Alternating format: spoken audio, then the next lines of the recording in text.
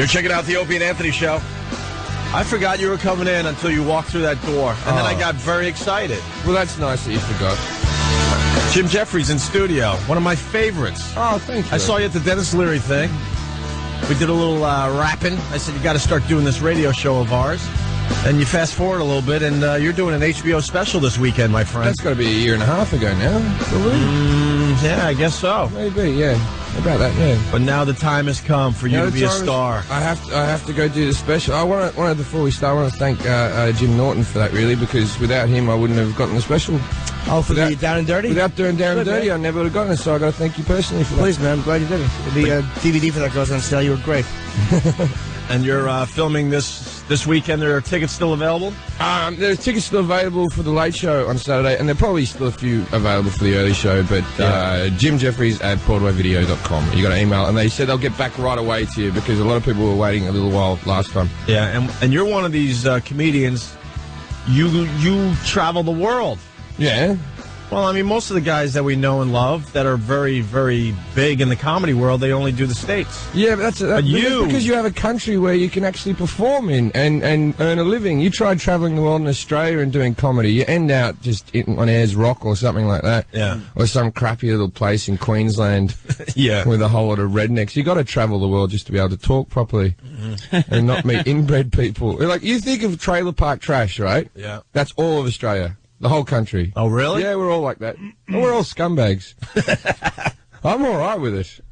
But, you know, they take it quite personally if you actually tell them the truth. It's kind of known, though, throughout the world. Like, yeah. Right. Our hobbies Not that it's a bad thing either. Like Australia is a place that people really love and kind of want to go and visit because it seems fun. Well, and I always say that. I go, America's so into being number one that it's like, oh, we're number one. We're number one. You don't want to be number one. That means the rest of the world hates you. All the weapons in the world are pointed at number one's head. Yeah. You know who they don't hate? Number 27, Australia. No one cares about number 27. You're off the radar. No one ever says anything bad about us. We have the most questionable human rights histories in the world with how we genocided the Aborigines off the planet. But look at that koala bear. How cute is he? it's adorable. Yeah, it's adorable. And we all know that Qantas hasn't crashed, and we all know, we all know all these things about Australia that would just are good things. But isn't it true, like, koala bears are like rats to you guys? They're sick of them? They're becoming extinct. Yeah. Right. They got what is it? They got bum It's not problems. enough eucalyptus for them. No, they what's the leaves of the eucalyptus? They got ass problems. Is something going on? Really? Yeah, they got some the dry bum rot disease. Dry bum rot disease. I don't think that's the exact title, but it sounds pretty close. God, Dr. Jefferies, how does this work? They're lazier than the sloth. They're the laziest animal in the world. 22 hours a day sleep. 22 hours a day. That's a lot of sleep. Like Iraq? Does Iraq have the bum rot? The dry bum rot. And they can only live off eucalyptus, and eucalyptus makes them stoned like pot makes us stoned. Yeah. And so I don't know that maybe they're not passing through their bodies. So they chose the wrong thing to eat. Yeah, so they only eat one thing, but they're allergic to it, you know. Wow. There's a lot of oil in that. It's like acid or something. Yeah. They fall from trees. They can hit you in the head. Oh, really? Yeah, they fall asleep and just fall out. I've seen one do it. They just poof, like it's a real death fall, bang, on the ground.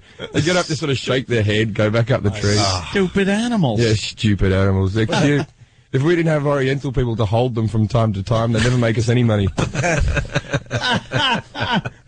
It's true. You watch Asian people in a koala park. They go mental for Asians us. love the koalas. Oh, they love them. They love them. Can't There's get enough about of them. koalas and panda bears and things like that. Oh, well, panda bears. There's enough panda bears in the world. Are there? They won't have sex, panda bears. Just like 8. I think they're coming back to panda a little bit. What? Because you only need like 100. Are they? There's 1,000 pandas in the world. Yeah, that's plenty. But like, you look at it this way.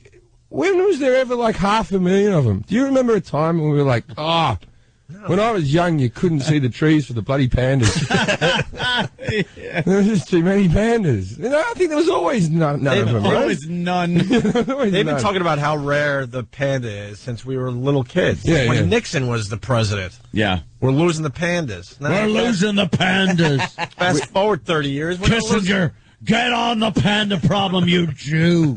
we never. It's just because they're cute. If they were violent animals, we wouldn't care, would we? Yeah, we'd eat them. That's true. true. Although we do have a soft spot for the Siberian tiger. They always tell us like there's one left. I heard that Siegfried and Roy are back. Is that true? Well, there's a controversy there that perhaps who's the guy that got hit? Roy Horn. Roy isn't the real Roy. Isn't he? That they've replaced Roy with an imposter Roy because Roy is now coughing up blood every 2 seconds. They did a little switcheroo with Roy? This is the Paul McCartney's theory, isn't it? Yeah. No, come on. That's what they're saying. They're saying that there is no, that Roy has kind of franchised himself out to this new imposter Roy. Is it like his brother or something? Or I don't know. They just found some guy. It's brilliant. It's a bloody double. Prestige. Siegfried hung in there long enough and said, "All right, enough. It's time to get a new Roy, and I'll give you a little money." Well, you sit home, we get a new Roy, you get a little money. Yeah. That's a brilliant deal. It was only one show though, and the name is what was the problem because it was Siegfried and a new fruit. How'd they advertise for the new bloke? We want a really plasticky looking queer. There's one around.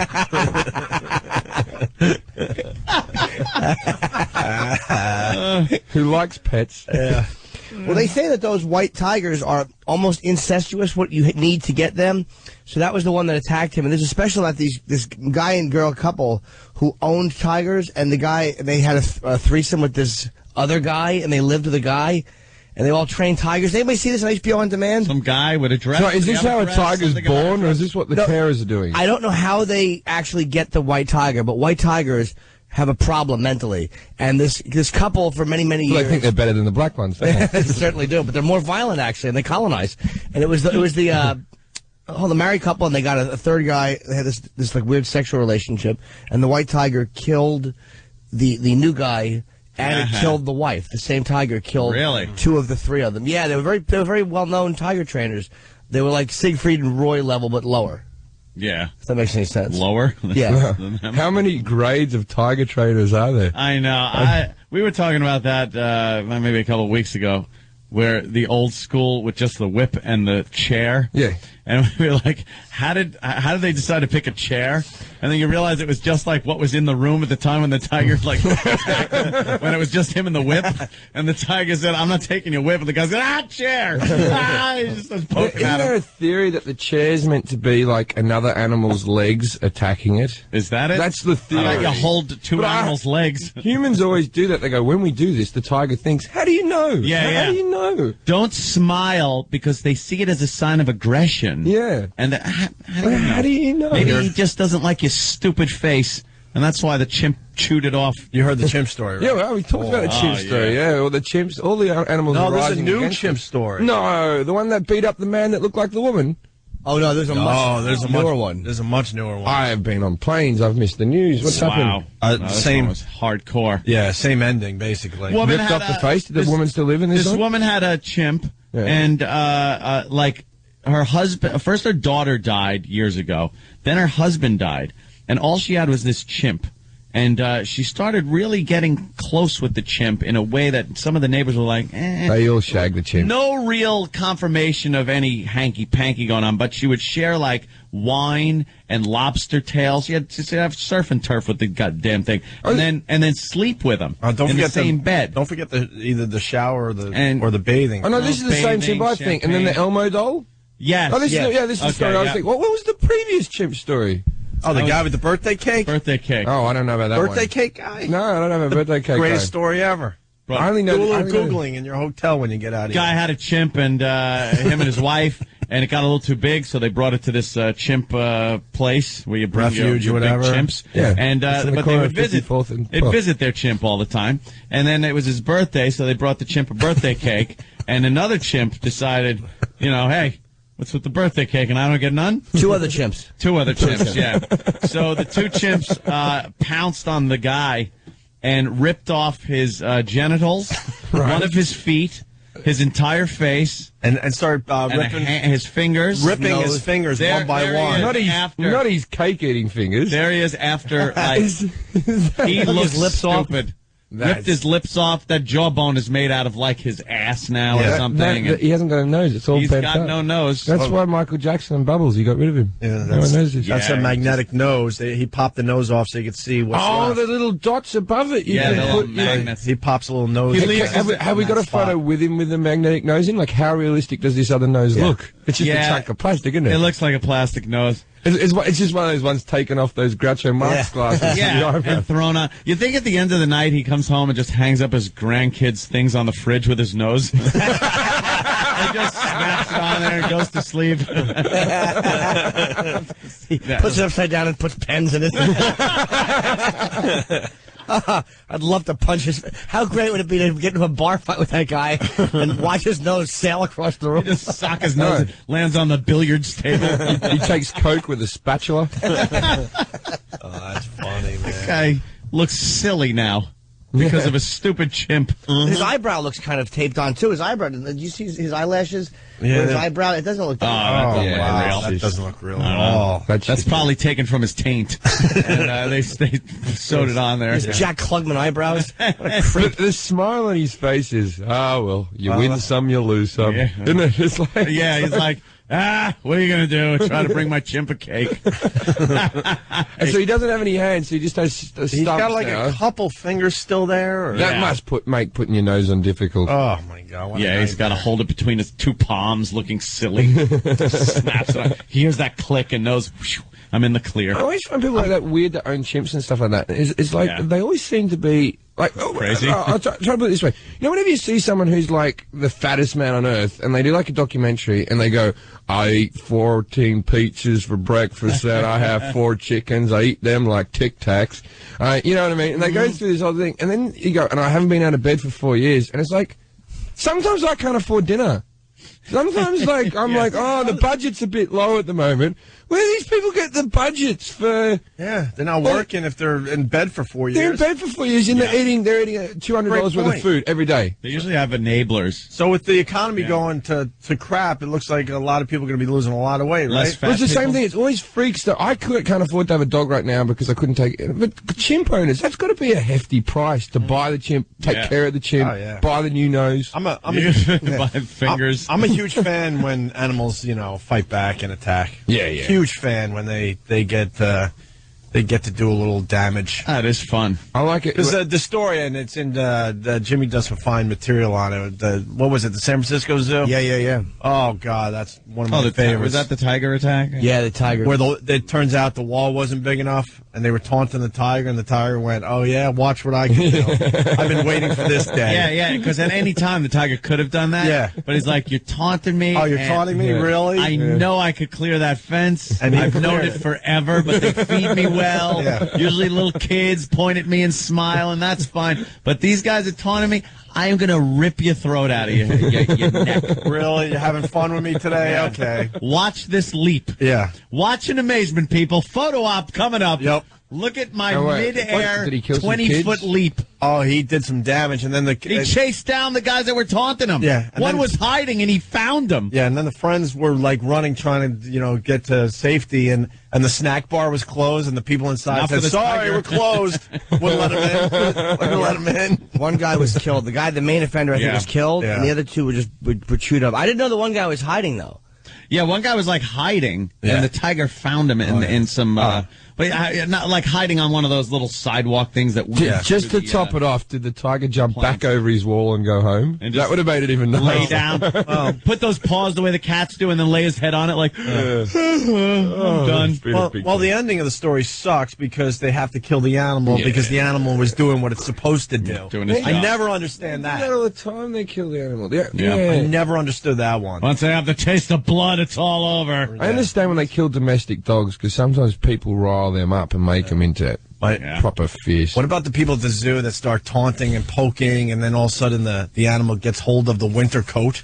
That one is the best. Yeah. Oops. And just pulls them through the Gotcha. bars, and they're just screaming bloody murder. Well, Yeah, there's one serves with you a right, bear. dummy. A bear that grabbed some guy Right. through the bars. Panda bear, wasn't it? Yeah, it was a panda. Yeah. And boy, they're strong. Yeah. Oh, they're adorably cute and very strong. Oh yeah. We when we were leaving the station yesterday, and one of the police canine units were out front. Oh yeah. and he goes, invites Kenny over to the window.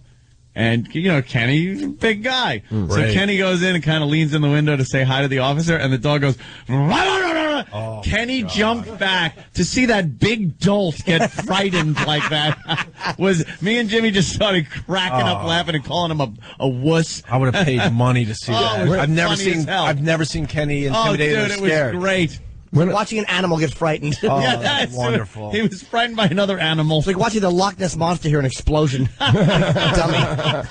When I was in Iraq, they took us out. Hold on, Jim. Oh, there he is. Oh, who he? The panda trying to pull the little Asian fella through the bars. Look how strong that thing is, man. That thing is not happy. You got to give that jacket. Yeah. up. Give He up gave the the jacket. The panda wants your jacket. I'm sure they had to kill the panda, even though it's a rare. No, animal they at wouldn't this have killed. point. They don't kill the panda in China. No, he's rubbing the The panda panda's on rubbing the jacket on his face after that. He was Yeah, like it's all in rubbing good fun. Iraq. I'm sorry. I was just saying when I was in Iraq, they take you out to. They've got dogs out there, you know what I mean. But these are bomb sniffing dogs.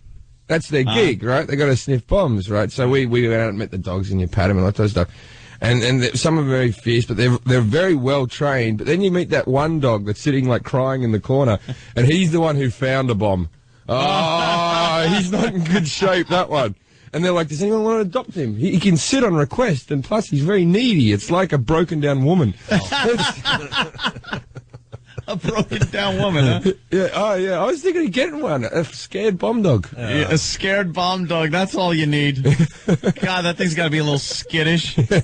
I think they train them. What do they train? They train those dogs to sit down when they find a bomb. Well, that's how they train them for drugs. My brother's a cop, Yeah, and he just works kinda a bit sit with the dogs, down. and he says that they're all the dogs are smack addicts and coke fiends and that type of stuff, because the way they get them so into the drugs is their reward for finding the drugs is they get a little bit of drugs. Come on. Yeah, they get a little tiny taste of it, just a little taste. I've heard that, but I was never that sure true? if it was true or not. I don't know. If that canine guy's listening, if he could call in, I mean, he obviously knows how to train the dogs. Maybe we'll learn something about that today. This wasn't a drug dog though. Yesterday, it was a dog they used to apprehend bad guys. It was just when someone runs, he flings his door open and goes, "Go get him, boy!" This was a beautiful German Shepherd. Wow.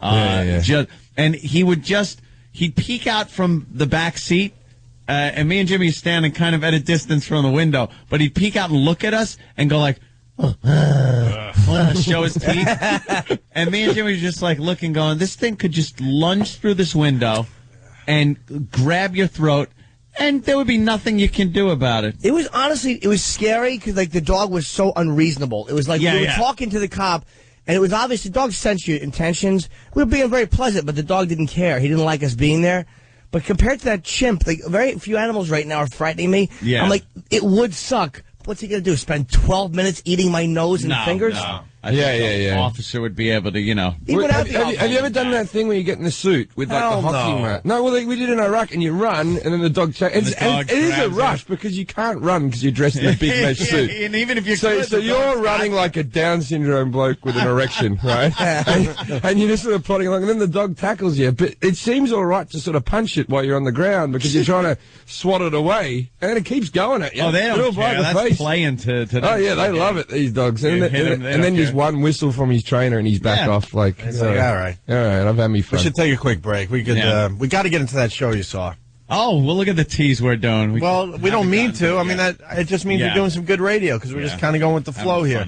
Jim Jefferies, you got some tickets left for your HBO taping this weekend. Yeah, at Jim Jefferies at BroadwayVideo.com. Just email them how many tickets. BroadwayVideo.com. Yeah, you got to be over 18 is the only requirement. And just put how many you need in your contact information. It's the same ones I've used. Jim Jefferies. It's JEFFRIES. That's the word. At BroadwayVideo.com. Yeah, this is going to be huge for Jim. I mean, go and support him. It's the HBO taping. That's awesome. We're very happy for you, Jim. It's right here in New York. Exciting. It's very exciting. My mother doesn't get it though. She goes, I go, Mum, I got an HBO special, and she goes, is that a cable network? And I went, yeah. And she went, oh. And I went, it's very big, Mum. It's very big.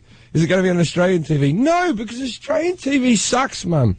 And there's nothing and she just can't get her brain around it. She can't fathom it. She thinks I'm a failure. Oh, my God. Yeah, it's quite upsetting. That's one of the biggest things a comedian could do. No, I said, I did this. I go, George Carlin just won the Grammy for it. And she went, who's George Carlin? Oh, God, I could send a chimp on the woman. I just picture Australian TV as like, Oh, here's Gallipoli is on, and then Gallipoli's on. The Road Warriors on. Late night we put Mad Max on. Yeah. It's just. And then our favorite reality TV program, Casual Racism. Casual racism. Opie and Anthony. We got a cool crew in studio today. It's a nice flow. Of course, you got Jim Norton, who's going out to San Francisco this weekend. We're going to lose him in another hour or so. What? Yeah, he's leaving early. But we got Jim Jefferies in studio. We love this guy. We would love you to do our show regularly, but he tours the world with his comedy. I'm moving to America now. But you're going to probably move to L.A. and become one of those L.A. assholes. Yeah, L.A. guy. Probably. Yeah. You're going to be... Don't turn into an L.A. comic, please. You should move to New York. I don't think I can. They only do 5 minutes, and it's all like a show reel. Your comedy is perfect for New York. You should be hanging in New York. Yeah, but being miserable like the rest of the New York comics. I got my tours of Britain and all that to be miserable. Those L.A. guys, for the most part, suck. Don't become one of those guys. Yeah. But Jim Jefferies is in town because he's filming his HBO special this Saturday. A lot of us are going. There's tickets still available for the second show? For the second show. And you can try to get tickets for the first show if you want, because, you know, some people mightn't show up. You never know, right? Yeah. What was that noise? Don't even ask. It's just something. Is that the new format kicking in? Yeah, probably. We're not supposed to talk about the rumors. They told us that we're the ones keeping the rumors going. Really, the whole world's talking about the fact that this station might. I'm dumping out. I'm freaking out. Just enough. It's freaking out. Enough. Even though everyone's talking about, he's freaking out. Don't care. He heard it in Atlanta. Let everybody else talk about it. The second we do, we get effed. In 6 months, there won't even be radio. They're getting rid of it completely. Get rid of this media. We can't afford it. The economy. Anthony being the responsible one. For once. He's a panicky Pete. Panicky Pete? They yell at us for talking about it, but the whole world is talking about it. I'm shell-shocked. That's why I'm panicky Pete. But it's ridiculous. It's ridiculous what they do to us. You guys are the ones. Oh, really? At least people are talking about the station. You know? There's a conversation in Atlanta about this station. That's good. Well, see. You better shh. All right.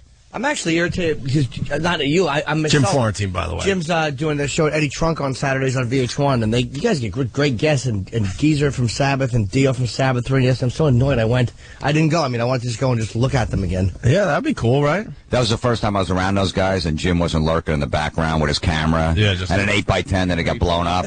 Yeah, I know. Just pretty creepy. Up with a poster. Eddie Trunk kept saying, he goes, wait, I know Norton's going to be texting me any minute. I got a picture. I got to get it signed. Yeah. I have nothing else for those guys to sign.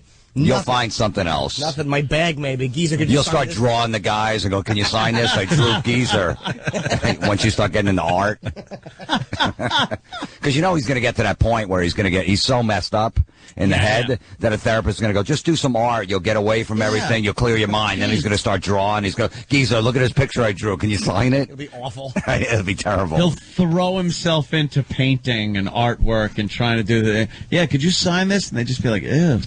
But you bring up a good point. Norton's very confusing because he's very famous, but he acts like a stalker around his heroes.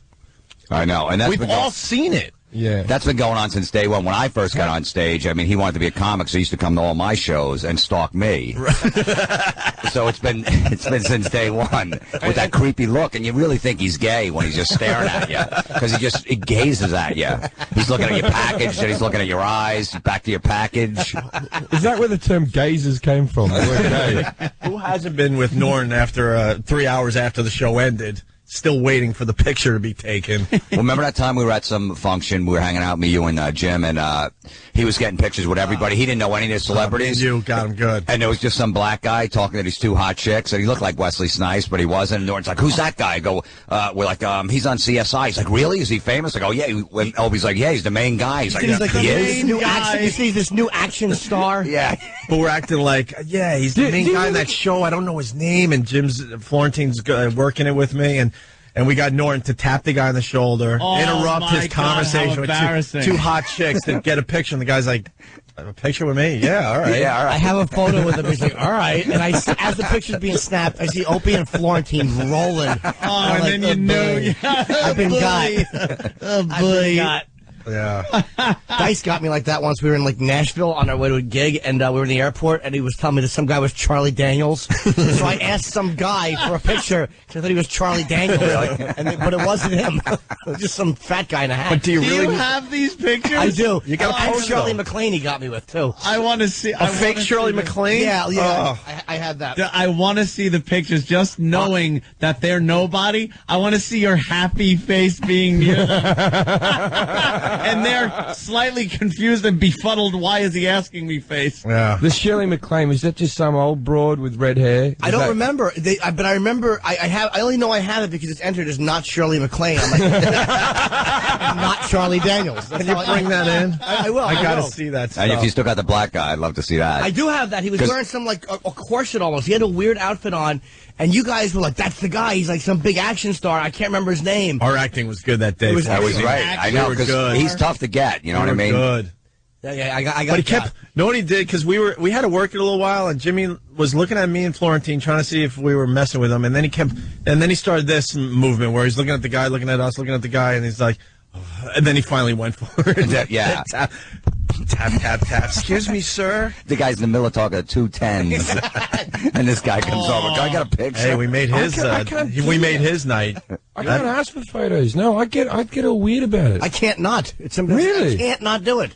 I don't know. Now I like it. Yeah, it's a hobby. But you're famous yourself. So you have people stalking you, and then you stalk others. You're like third generation. I love Norton, but I had to give up going to concerts with him. I had to. It was the Metallica show in Jersey. I remember that. Well, I think you were there in too. Long Island with you guys where you were stalking him in Godsmack. Well, the Metallica, man. The stage was pretty much done, and we were still there waiting for the Metallica picture. Got it though. Yeah, I know. Lars, me and Jim went around, got James. He's a tough one to Trust get. me, it was very easy to find our car because when we finally left the venue, guess what? It was the only car left in the parking lot. Metallica's bus and your car. I'm not even joking.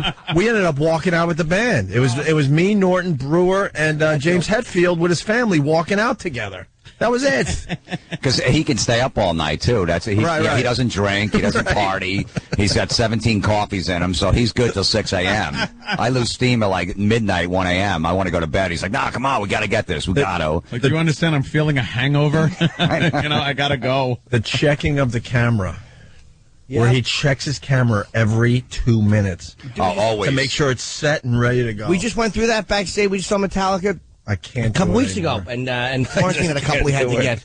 Jimmy's crazy with his he cleans it like Private Pile cleans Charlene, making sure everything works. Focus, slides nice. He does dry runs. Let's go to the venue the day before. We'll hang by this door. Yeah. But yeah, he's standing there with his picture because now he gets the 8x10s. He gets them blown up, and then he has to bring them to so he's already got the pictures with the guys. Now he gets the pictures, and has to lurk and just with his 8x10 standing there next to like 8-year-old kids that want an autograph. See, to me, if I got the picture, that's good enough. I don't need it now signed. It's wow, I got a picture. Yeah, you're in the picture. Yeah, so but Jimmy goes. People are going to believe that you met him. No, I just like to have it because it was like the guys were coming in 2 and 3 times. I'm like, why not get it signed? But does it end with the signing or now? Or now do you have to now get a picture with the guy with you holding the picture that is signed? And then you need him to jizz on it. Can I have your DNA now? Because look, he started with the number 1 on him, then it went to number 2, and I don't know, God knows where it's at now. Yeah. So that's going to happen with the pictures. No, we had 50 Cent in recently, and that was pretty cool. I was the only. I got him to sign the picture I got with him a few years ago, but I was the only one that didn't get a shot with him. I got it signed. That's all I need. I don't need anything else. There you go. I asked him if they could spit in my face while it's being filmed. Could you degrade me racially? Where are we? So we got Florentine, we got Jefferies. We printed out the top TV shows in Australia. Where's my copy? Remember, we were talking about Australian TV. This looks like a load of crap. You remember you're talking to someone who hasn't lived in the country for about 7 years. But do you recognize any of these shows? I recognize a few of them, but these were the top shows last week in Australia. Well, the number 1, Underbelly, is a really good show. So what is it? It's like The Shield, or it's like The Wire, or the Soprano-y type of a drama. But it's about the Australian mafia. If you've ever seen the movie Chopper, it's very similar to the actual movie. Eric Bana, right? Eric Bana's big breaking film, Chopper, yeah. That was a great movie. It's a true story. They used a good line in that movie where they said the truth, the whole truth, and nothing like the truth. Which was a good take. But that's what it was. It was his recollection of what happened, but I imagine some of it. The best thing on that movie is if you ever get the extra features where he's just where he's just patting a chicken, like a really sadistic bro. And he goes, "Oh yeah, I used to go in there, cut their fingers off. They didn't like it. Oh, you see them cry? You cut someone's finger off, they start to cry." Did he cut his own ears off? He cut his own ears off so he could move from one bit of the jail to another bit because he had a bounty on his head for slashing a mob boss's throat. So so he cut his own ears off. But that's that great bit in the movie where the who's the person who runs the prison? The warden. The warden goes, "You're not moving cells, Mark. You're not moving cells." He goes, "I'll be out by the afternoon." And then he cuts the ears off and he's there going, "Who said I wouldn't be out? You almost bloody walked me out." And he's just got blood pouring out the sides of his head, and he's like an Australian legend to us. We're like happy to have him. And he writes books now, the real Chopper. He writes crime novels that are very successful. So that's Underbelly done. Then we've got a whole lot of just crap. What's Packed to the Rafters? That sounds like a horrible show. That would be a sitcom about an immigrant family that are living in too small an apartment, I assume, is what I could. Oh, wow, you know, Australia's got a lot of that stuff going on. What's Find My Family? I know what that one is. That's the orphan kids. Yeah. People who have grown up without parents, and then we go out and we find... Look, it says what it does on the tin, Opie. Yeah. How can you not think that's good? Find My Family. That's Find My Family. Why haven't we stolen that one? That would be perfect for American TV. It's ethically wrong, probably. Yeah, and sometimes just to make a good show, they give them false families. Do they? No, I don't know. That would be very... Get them really involved with these people that they think is their parents. Dude, I did see an ad, though, during that show that I was talking about earlier that I didn't talk about. Oh, let's do that. I did see an ad for a show where they do send somebody out and find people's long-lost fathers, mothers, families, things like that. So they have kind of taken this. And the father's like, "Oh, great, you found me." They've been doing wonderful. Since the dawn of time. I always like the reunions on those shows whenever they go, and here's your dad the whole time. Yeah. And they come out and they cry, and the dad always gives a little bit of, "I never wanted to leave you, but..." You know what? But you did, mate. You did. What are you talking about? You have a choice in this world. You did. I was young, and I didn't know what I was doing, and... I was shagging a girl in Kansas like 10 months ago, and she just had a kid just like a week ago. I think I've just slipped under the radar. I don't think it's mine. I'm pretty happy with it as well. It's not mine. I'm pretty sure it's not mine. Another guy's taking credit. Oh, okay. So, you know, gotta be happy with that. Safe. One of my biggest nightmares is that door opens and there's a 20-year-old walking in saying, "Hey, you're my father." And it's some white trash a-hole that I wasn't able to mold and raise. Oh, yeah, and now I have to deal with for the rest of my life. Yeah, but you missed all those young years, though. The diapers and all that crap. That's a good point. And school. That's a good point. And soccer. Send her over to my house. Oh, great. And you don't have to pay for anything. Yeah. But you'd have a good-looking daughter. But that's my nightmare right there. I have it all the time. Like, it's someone I wasn't able to mold, and now they're just some meth head, complete loser that I have to deal with for the rest of my life. Hope he goes, "How do I know you're my daughter?" And she shoves her finger up her nose. Does this look familiar? You're mine. Oh, my daughter. Ugh. Hey, what's that show you were watching? We've been teasing this all morning. Not on purpose, by the way. After I watched Lost, of course, which is mandatory on Wednesday. Ready to go to sleep, and then I noticed this show on. It's called, what the hell's the name of it? Look, I forgot already. Little Miss Perfect. Oh, I saw this. Yeah. Oh my goodness, Little Miss Perfect. Now, if you saw the movie Little Miss Sunshine, I think you can understand what this is about. It's about these little beauty pageants that these parents drag these kids to. Anywhere from age 5 to, I think, 12 is the age bracket. It's horrible. And it is so despicable. The parents are the ones you just want to smash in the face. And then coming in second is the people that run this thing. Aren't the parents all just, their mothers mostly, and they're all fat pigs? Fat, slob mothers. And they're always the same thing. It gives her confidence. She loves to do the shows. It makes her feel good about herself. I'll do it as long as she wants to do this. Yeah. And then the kid's like, I don't want it. Shut up and put on your whore makeup. but she loves it, every minute of it. And it's mostly either very well wealthy, spoiled brat kids from well-to-do families, or complete white trash from like the trailer park somewhere down south. And they get these, adorable little kids and parade them around on a stage in front of flaming homosexuals and pedophiles in bikinis. They have an evening gown segment of the show, just in case you're taking an 8-year-old out to, some nice restaurant. Yeah. They're not even up to it on the green. Oh, Uncle Paul. and it's the whole thing of how they treat these kids. And once I watched one episode, I knew, in my humble opinion, I guess I got to say, that the Ramseys killed JonBenet. Really? Because they aren't their children. They don't treat them like their children. They are property. They are things that are to be brought in. It's the way of socializing. You know how that Munchausen syndrome by proxy thing, how the mothers usually get attention because it involves them with the doctors and this, and they can talk to people and stuff. It's the same thing with these pageants. It gives these mothers that have nothing to do, they have no life of their own, something to do, and people with common interests to talk to about these pageants. And it's one of the sickest things I've ever seen. The way they dress up and make these kids up.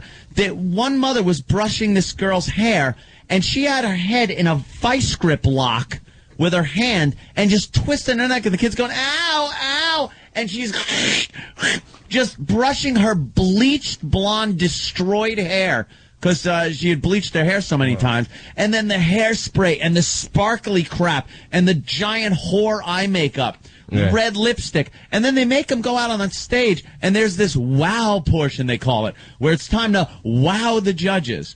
So they put them in their most hoary outfits, and they got to go out there and do like grinding ass dances and parade around and strut around like they're trying to get laid. How is this legal? I think it is. It's not shutting that crap down. I think it is just in America. I know it's not. It is so close. It is. It's not child pornography, but it's by definition. But it might as well be. But it's the closest thing you can get to child pornography is watching this. I could absolutely see a pedo frothing at this stuff. Of course. It's kids in little skimpy bikinis, it's also, all made up like whores. Who does the presenting work, the judging work, the running work? Homosexuals. Yeah. Dude, they are all gay guys. They go to these coaches, these pageant coaches, and they are either former mothers of these girls, because they're all tremendous fat bitches, or flaming homosexuals that are going like, and I have this idea that you're a chimney sweep. And this is from the show. You're a chimney sweep, and in the middle, you take off your chimney sweep, and you're in a beautiful dress. You've gotten rid of the chimney sweep portion of your life, and you've emerged a beautiful butterfly. And the kid's just like, I want to play with my dolly. And the mother's like, shut up, yes, he's right. Shut the chimney sweep thing, you stupid little bitch. And I'm horrified. This is the footage of it here, yeah? Yeah, there's some footage right there. They're always saluting. They love that salute. Look, there was an almost nude 10-year-old being carried out on like a litter. Surfboard. On one of the lifeguards. Yeah, by 2 lifeguards. Here's some audio. We're going to have to get audio next week or tomorrow. Look at that. Look at that's horrible. If that isn't something that would get a pedo frothing at the mouth. And it confuses the hell out of the kid. Does it? Yes, the kid all of a sudden thinks she's an adult before her time. It teaches a child that being sexy is very important. You get what you want. You're a winner if you're sexy. If you wear that is true, though. And but they should learn that. But they should learn that at 8 or 9 when they've grown up, not when they're 6. We got audio. We're gonna get more tomorrow because Ann hit us with this at last minute. Oh yeah. And Jim's looking at the one. I bet she has a MySpace page. I'm gonna look her up. That's a good one. They're keeping the minors, Jim. Blue chipper. I I stood. My sister had this friend. She was like 15, and she was in love with me. I was like 26. And she's like, my friend. I'm like, you know what? She's gonna be hot. She started to get a nice rack. Yeah. So I'd send her a birthday card. I'd call her on a birthday every year. I'm like, you never know when she turns 18. A bit of lay-by. I invested a little bit. Yeah, I'd call her like twice a year, and then when she turned 18, I nailed her. It was beautiful. Oh, wow. Yeah, I brought her up. I brought her up like September 1st. It was a 40-man call-up. I put her on the roster. I can see that mission accomplished banner over the bed. Great, yeah. Are you dead serious? I swear to God, absolutely. Oh, you're my hero. I love the effort. Fantastic. That's funny. Yeah, you put the time in. You never know. Yeah. You know, what's a couple cards? Good man. You know what we should do? Because the phones are lit. Everyone saw the show you're talking about. And we got 2 lousy clips. We should have more. But, there's some YouTube videos. Maybe Sam could work some of these YouTube videos and give us a little more audio. And we'll do this proper after the break.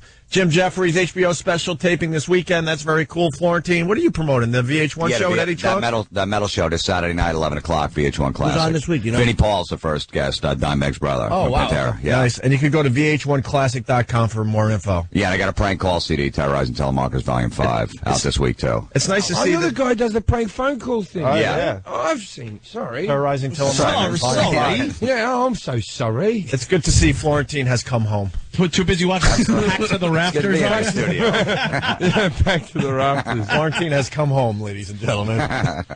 Opie and Anthony. It's an easy one today. Everyone just blah, blah, blah, blah, blah, blah, during the break. A lot of yapping. I love it. Yeah. I think there were 5 different conversations going on during the break. Opie, Anthony, Jim Norton, Jim Jefferies, Jim Florentine. A lot of Jims in today. All kind of same Jim. Yeah. Should be a theme. We should have like Jim Thursday. Yeah. Call it the gym workout. Sure. No, that's wow. The gym workout, 40. Pew, pew, pew. Oh, that's great, dude. That's terrible, right? Mornings at That's the just criminally gym. bad. Yeah. I just did a show. Radio. Where was it? And I don't even want to say where, but I just did a morning show somewhere in another market, and it was Free for All Fridays. Well, yeah. What happens on Free for All Friday? There was nothing going on. I expected when I opened the elevator doors, like people going nuts. There was no free for all anywhere. I went in, we just talked. Ancient Rome. It was not free for all. Drinking, vomiting, having sex, hacking people's limbs off. Nothing. You got to hate morning radio. I mean, you've been fortunate to do Howard's show, our show, and then you go out there and you have to deal with Free for All Fridays. Free for All Fridays. It's just horrible, isn't it? Yeah, it's really bad. Did you ask any of the staff what Free for All Fridays meant? Like, You know, they busted my balls about coming on the show. They were like, "We need 5 topics." You know, all these. So you were on a plane recently. You know, like that. Yeah. We want stuff from your act. I go, look, I do 45 minutes of penis jokes. Yeah. Can I say it? Like, no, you can't. I go, that's all I talk about is just taking care of myself. I've never understood these radio guys where someone like Florentine or Jefferies or Norton, you don't need to prepare. You just sit them down and start yapping. But they do that. It's the easiest thing to do in radio. It's a talk show. I was doing one, and they do that thing where because they know I do a lot of religious material, and they go, "Hey, so you're in that hotel? There's always a Bible in the bedside table. What's up with that? Do you ever read that? And you're like, oh, you want that joke, do you? Oh no. And then I just said, all right, just say that I'm single. I got a bunch of material I could just talk about on the radio, fine, because I want to sell seats. That's the bottom line. So, and then the producer comes out. He's like, well, how is he going to get into this? That you're single? I go, I have no idea. It's his job. How the hell do I know? How is he I don't know. Get into this? How is he going to get into this? He's like, he likes this, that you're single, but how is he going to get into that? Are you kidding? I swear to God. I almost thought I was getting messed with. I'm like, all right, somebody's punking me right now. Yeah. Do you have change of a 5? Yeah, I got a few singles. By the way. So what does your wife think about that? You don't have one? What? Oh. They're the worst. Ham-handed way of... They're terrible. Unbelievable. That's why we love the comedians that come in and do our show, but there was a time we hated having comedians on our show. We were able to turn this thing around because they would come in and you would ask them something like, how's it going, Florentine, or whatever, and next thing you know, they're doing their act like, how did that happen? Yeah, we just want to do the hang, you know? Yeah, how's it going? Well, not as good as it's going for George Bush. Yeah, right. Coincidentally enough, you said we like doing the hang. There was one comic that would do his act when he came in, and I believe he hung himself. Oh, yeah. Well, doing the hang. Did he really? Richard I don't Jenny. know. Was it Jenny? Did he hang? Shot himself. No, he shot himself? Oh, Oh, that's all right then. In the I shower. was thinking of the other guy from the Family Feud. Oh, Ray Combs? Yeah, Ray Combs. Yeah. Survey said. Survey said Brooks was here. Adios, funny man. Was he the host of Family Feud, was he? Oh, Yeah, for 10 minutes. You wanted to say something on the air about your parents? Or No. What were you talking about? There was something else, no? Me and Anthony were talking about, at the moment, I've given up alcohol for a couple of weeks just to drop a few pounds and just so I can have a clear brain. That was the scream you heard from me. Yeah, just to have a clear brain for a couple of weeks before the special. And then I've been on the road for 2 weeks, and I've picked up 3 times. And have you ever had sex where you're sober and they're drunk? I've never done this in my whole life. It's like rape without the Guilt. No, not the guilt. Without the justification of being drunk. Like there is, it's rape with the guilt. Because the whole time they're passing in and out of consciousness. You're just pulling their hair up going, you're sure you're into this? Yeah. You're positive. Oh, yeah, okay. Put your head back down. It's rape without the charges. Without the charm. There is something about that when if both of you are drunk and you're rolling around, there's this mutual, all right, we're hammered kind of a thing. But if you're not drunk and that girl is ripped, it is just like, all right, just get this over with. Shut up. Whatever. It's so awkward. What do sober people do? How do they meet each other? How do they get together? And how do they have sex? Yeah. Like, the first time, you got to be plastered, right? Yeah, I would think so. You got to have a few in you. Is it just me on this one? No. I'm right with you. It does feel like I've slipped into material, but this is true. I'm right with you. I also, there was this girl in Cleveland who I went out with on the Friday night, and I really liked her. And then I go out with her on the Saturday night, and she wouldn't have sex with me then, after 2 days together. And then she's like, I still want to see you. And I'm like, well, why aren't we having sex? And she goes, I don't think we're ready. And I'm like, I'm here for 2 days. This is as ready as we get. This is the whole romance. Here it is. We got to confine, like on the Titanic sunk after 2 days. Look, how big a romance was that? For a comedian, 2 days is like 2 days is everything. Regular guys in a relationship for a year. I had to kick her out of the hotel and go, if you're not going to sleep with me, you have to leave because I'm an adult. And if you're not going to have sex with me, then I have no interest in talking to you. I know it feels bad, but that's the reality of it. What's going to happen in the morning? I'm going to chat to her more. I'm going to see how crap she looks in the morning without makeup and not have sex with her. That's going to add to your appeal. At least I would have had happy memories before. What are you sleeping in my bed for? We'll just sleep together. No. Unless I can wank in the corner, I don't want you in the room. Well, that's the thing when they always say, look, nothing's going to happen. Like, no, I don't want anything to happen. Let's just crash. And that really annoys them. They're like, wait a minute, he doesn't want to bang me? Look at you, you turn it around. 7 out of 10 times, you're nailing them within 10 minutes. Always started out, no, I don't want to have sex. We just met. I mean, come on. We don't even know each other. Why would we do that? Let's just crash. And then next thing you know, they're all over your mule. Do you guys as comics do the same thing when you're in bed with a girl in a hotel where she goes, I bet you go from town to town and just have sex with girls in different... Do you deny it? No. I denied it for years. I'm tired of denying it. And now I go, yes. In every town I try to, and you're just one of many. And it makes them feel small, but I like that. No, or I just go, I bet you bang every comic every week. How do I know you don't do that? Like, no, I don't. I go, well, you're here with me and you just met me. Florentine is the turn it around guy.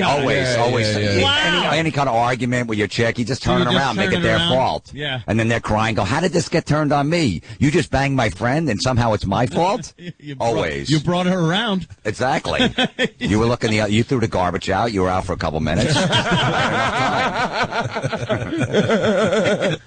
You're a veteran, huh? A road veteran. Girls always say that thing, they do say that sentence where they go, I don't normally do this. Yeah. Well, I want some tramp who normally does. I don't want an inexperienced person. Can you tell me that you have? I feel like I have enough diseases to kill off yours. Well, Jim, you always got to walk them downstairs because, you never know if these girls are going to cry rape at the hotel after you're done with them. Go walk them out and go to the front desk. and make sure you go over there and say, hey, I need a wake-up call for 6 a.m.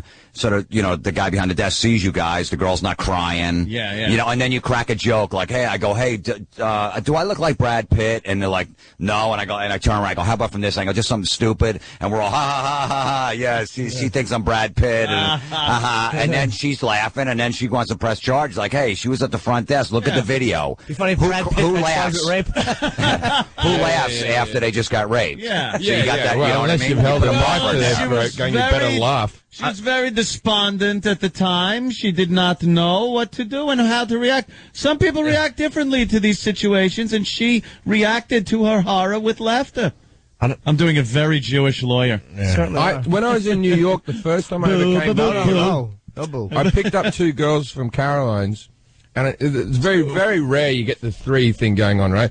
But to convince them to have a threesome, I had to keep on doing shots and stuff like that. Ooh. It turned out they drank better than me. I was plastered. Yeah. They took me back to the hotel and they stole my video camera. So if you're out there, girls, I'm still up for it. Even after the crime. Even after the crime. Even after the crime. I forgive you.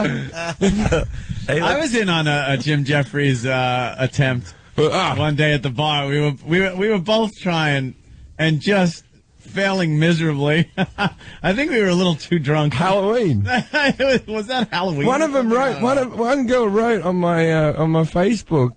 On my fan page. I made out with Jim Jefferies at Halloween, and then I went, I did make out with it. I was so plastered at that thing. I was going, all right, Anthony, if we work as a team. Yeah. All right, see these 2 over here. We're going to walk up over, boys, get some drinks. And I'll use my charming accent. They won't stand a chance. I do that. I think I start thinking of like Sean Connery, and I start walking up going, hello, ladies. How are you? Oh, nice. Where are you from? Where are you from? Oh, I'm from all over. Where do you want me to be from, bird? Oh, I do that. Me bird. You ever been with an Australian man? I'm big down under. Oh, it's horrible, man. Horrible drunk I am. Oh, that's funny, man. Yeah, it was fun. We got clips of that show you saw. Oh, you do? The little girls doing the pageant thing. The little girls show. Yeah. You want to start with the... What did you have to type into the computer to get this up without getting arrested? Yeah, I know, right? Hot. We start with Michael, who explains what he does and how great the pageants are. Michael. My name is Michael Goranis. I am a pageant director, friend, mentor. He's got anus in his name. What is his name? Go anus? What? My name is Michael Goranis. I am a pageant director, friend, mentor, coach, and the queen of everything, actually. What are you doing there? Pat your lashes, hold it down.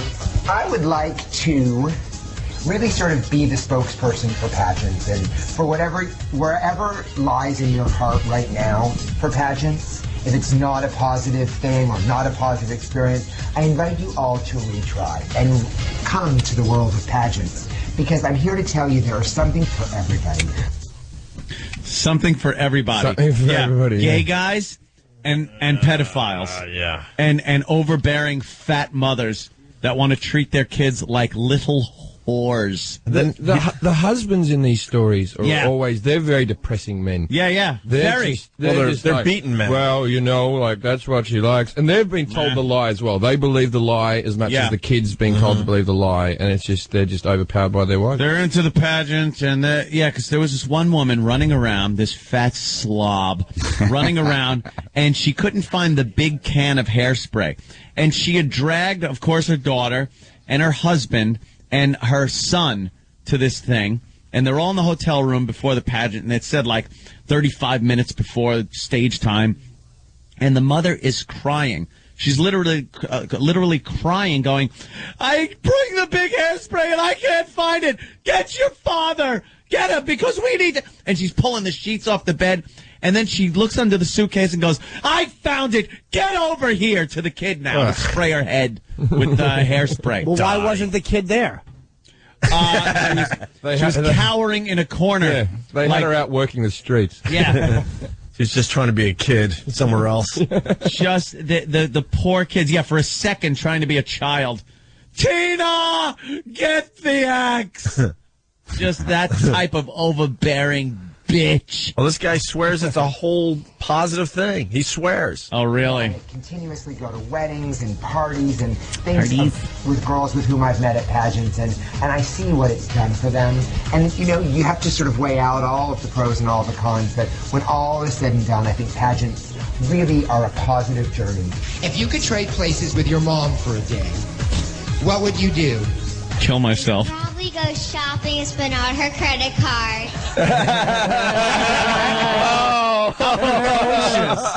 I'd eat all the chocolate hidden under the couch. I drink out of the special bottle she keeps over the fridge. I'd keep a secret. I'd abuse another child. I'd let me play. Just burst into tears. These poor little bitches. Oh, no kidding. What kind of problems are these? Are actually perfect, though. These are the disturbed kind of girls I've always liked and been attracted to. Oh, yeah. The ones that after a while. Up. Yeah. I like girls with just like tons of baggage and just no dad. I like her. I don't think I've met a girl's father in years. You like him being a complete mess? I just want daddy issues. I want everything. And after a while, you get sick of it. But initially, it just works perfect. Yeah, in the beginning, it's really cool because they're totally great. attached to you. And They're all effed up. And Yeah. stuff. It's fantastic. Yeah. they're a complete mess. They're messes. If I can't see Popping self-harm, Xanax, it's a drinking. deal breaker. It's fantastic. When they got to come to your door with a bellhop for all that bag, just bringing it all upstairs. Here you go. Here's my father. Oh, fuck. Just log that. Take this steamer trunk of my mother was a bitch and everything. Oh, here's an uncle trunk. There's another one out here and another one over here. The wildest in bed. Yeah, without doubt. that's what it is. Yeah, You got complete freak. to have the crazies. Man. And then, but the thing is, you could run into that landmine of bursting into tears at any moment. Oh yeah, exactly. So you got, and holidays are special too, because Christmas, it's a happy occasion. Oh wait, that's the day Dad left. All right off Christmas. Like you 1 minute they're crying, next minute they're giving you treats at a movie theater. Yeah, it's you know what I mean? You don't know why. You're like, all right, I'm going with it. Great. She was just crying 10 minutes ago, It's but like you fell into Girl Interrupted. I know. It's like they're trying to suck daddy's love out of the bottom of the thing.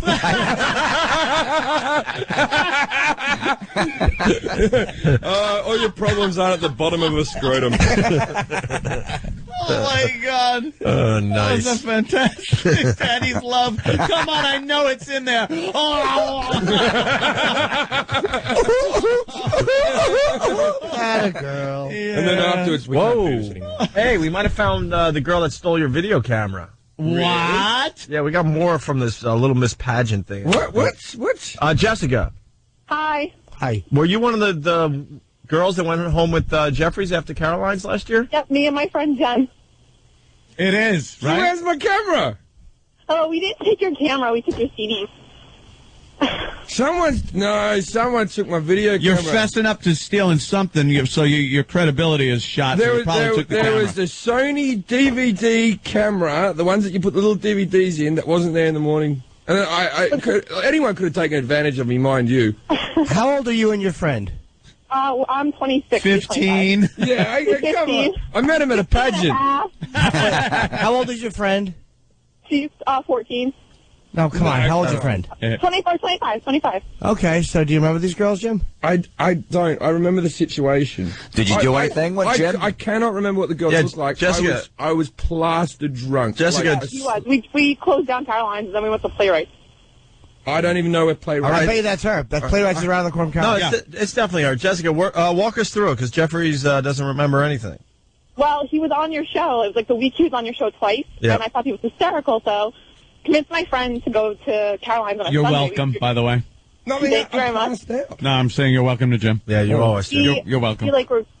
We drank all day. We went there, This drank. is so embarrassing. Okay. We met him, and he was really friendly. Asked us to stay for a drink, so we did, and then we just kept drinking. Jim told us his life story, pretty much. Started singing show tunes in Caroline's. and then finally the bartender was like, you guys got to leave. We have to go. So then we went to Playwrights. But we pretty much drank and chain smoked all night talking about his life story. It's pretty exciting. And wait, you went back to his room, so keep going. Let's go. Yeah, keep going.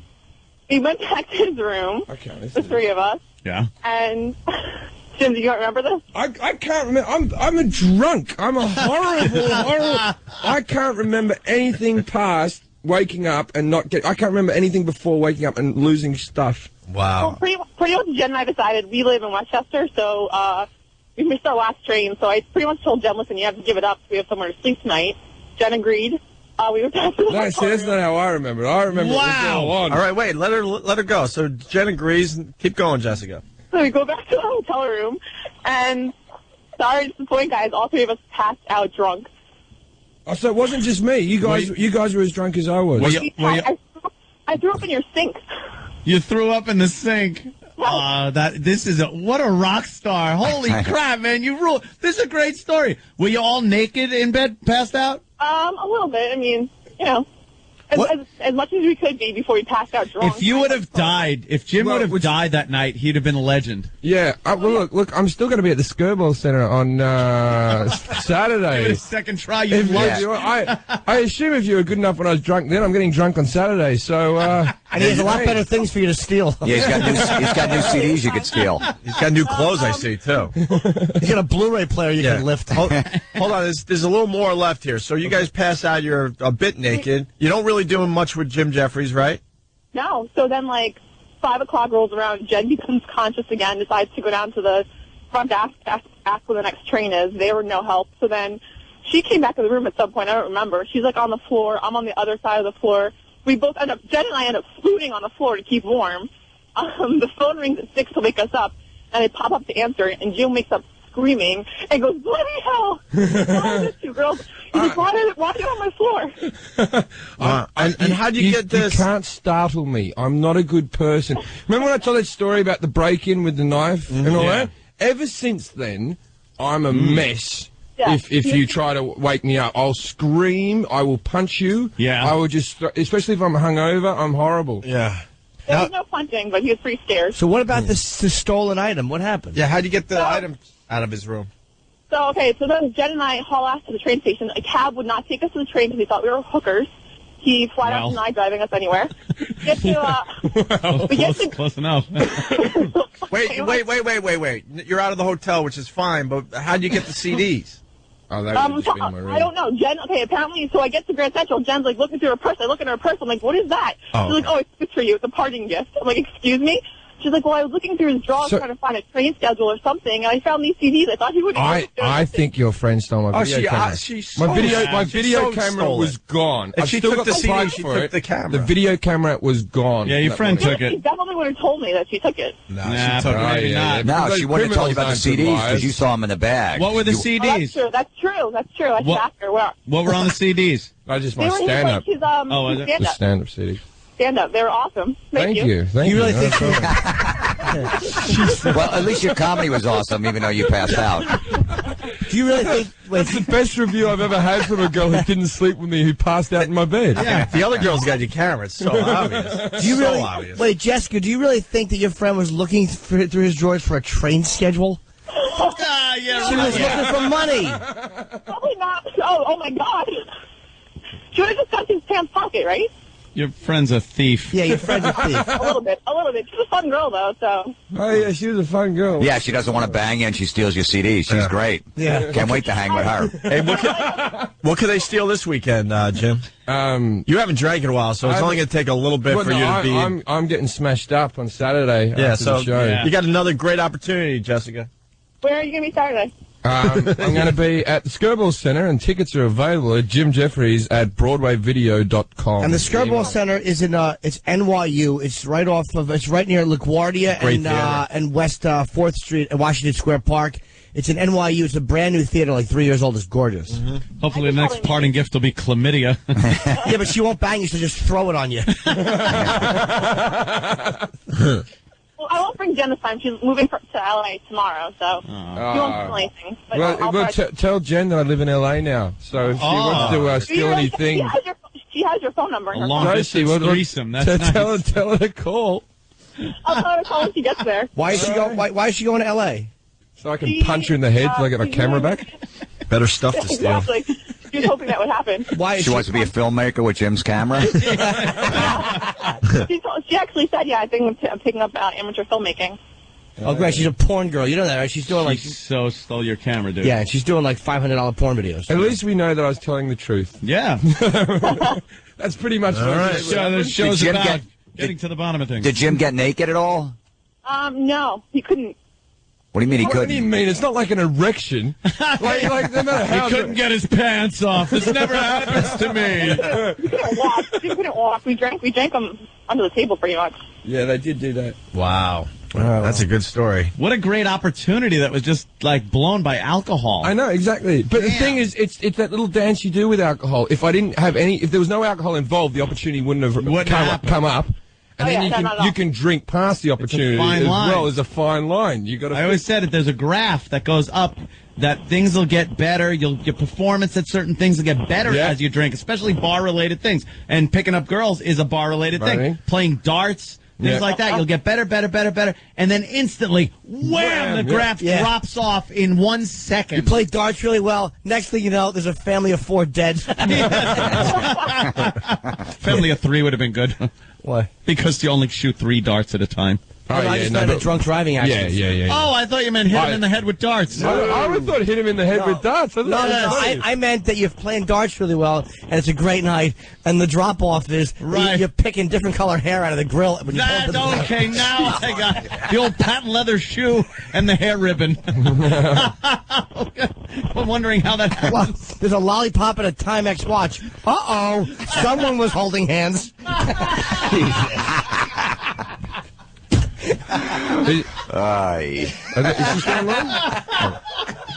Jessica, we're going to put you on hold for a minute here. We have to take a break. We got more audio from the Little Miss Perfect TV show that Ant was watching last night. We'll finish up with these guys next. Jim Norton, Jim Florentine, and Jim Jefferies all in the house today. Opie and Anthony. I guess we're losing Florentine. Yep, the other press. You got other press to do, Jim? Yeah. Yeah. Like one of those satellite radio tour things. Oh, fun. Where you just call different stations around the country. You're in Des Moines, Iowa. Hello, Des Moines. You're on the Bob and Kelly Wacky Show. So tell us about your show. We're excited. Wacky horn. It's awful, right? Yeah. You don't think they're excited? No. Just say, what's this stupid show about? Just be honest. Jim's show is with Eddie Trunk and, of course, Don Jameson. And it's called That Metal Show. It's on VH1 Classic. And the new season starts March 7th, which is this Saturday. And this season they got guests are Black Sabbath, they got Anthrax, members of Guns N' Roses and Velvet Revolver. And you can also watch old ones at VH1Classics.com. Yeah, we got Lars from Metallica, Queensryche. Who do you got from Guns? Duff. Duff's great, cool. man. The guy knows his finances. I know. Did you guys talk about that? Yeah, we talked about that. His stock portfolio, excuse me, is pretty amazing. The guy's his pancreas almost exploded from drinking so much. So he had to figure out something else to do with his life. Yeah, and now all of a sudden he went back to school. Right. He got back to school after that. You party so much. He told the story on our show. He said, look, if I drink again, I will die. Yeah. He got to that point. Really? He got the closest to dying from alcohol. At least he got to keep his video camera. And didn't die. And, now he's a whole new person. But then his bandmate wasn't so lucky. You watched that Sober House? Yeah. Steven Adler? Who knew that it was that bad? He's still alive, though, isn't he? Well, I guess. Have you seen this? I read the Slash book. Barely. I know that Adler was a smack addict for heroin. He might still be, I don't know, but I mean... He got a seizure from doing what? Or a stroke or something from doing that stuff, yeah. Stroke, right. Well, he could still drum for Def Leppard. True. They could have the both of them there. Yeah. Like just one... You got one drummer. Assuming. That could do like a hell of a quad bass. I wonder if that conversation was like after Rick Allen had that car accident in Def Leppard. Rick's lost his arm. And they probably had that meeting without him. Like, all right, who's going to tell him? Should we just dump him or? No, he's been here since the beginning. Yeah, but we could get a guy with 2 arms. Yeah, play twice as fast. This is a bit off the track, but when I was in Iraq, they make you go visit the hospitals and all that type of stuff, and you go see the soldiers. And we go there with page 3 models who are like topless models in Britain, and we only had enough time to visit the hospitals very quickly, so there was 2 wards.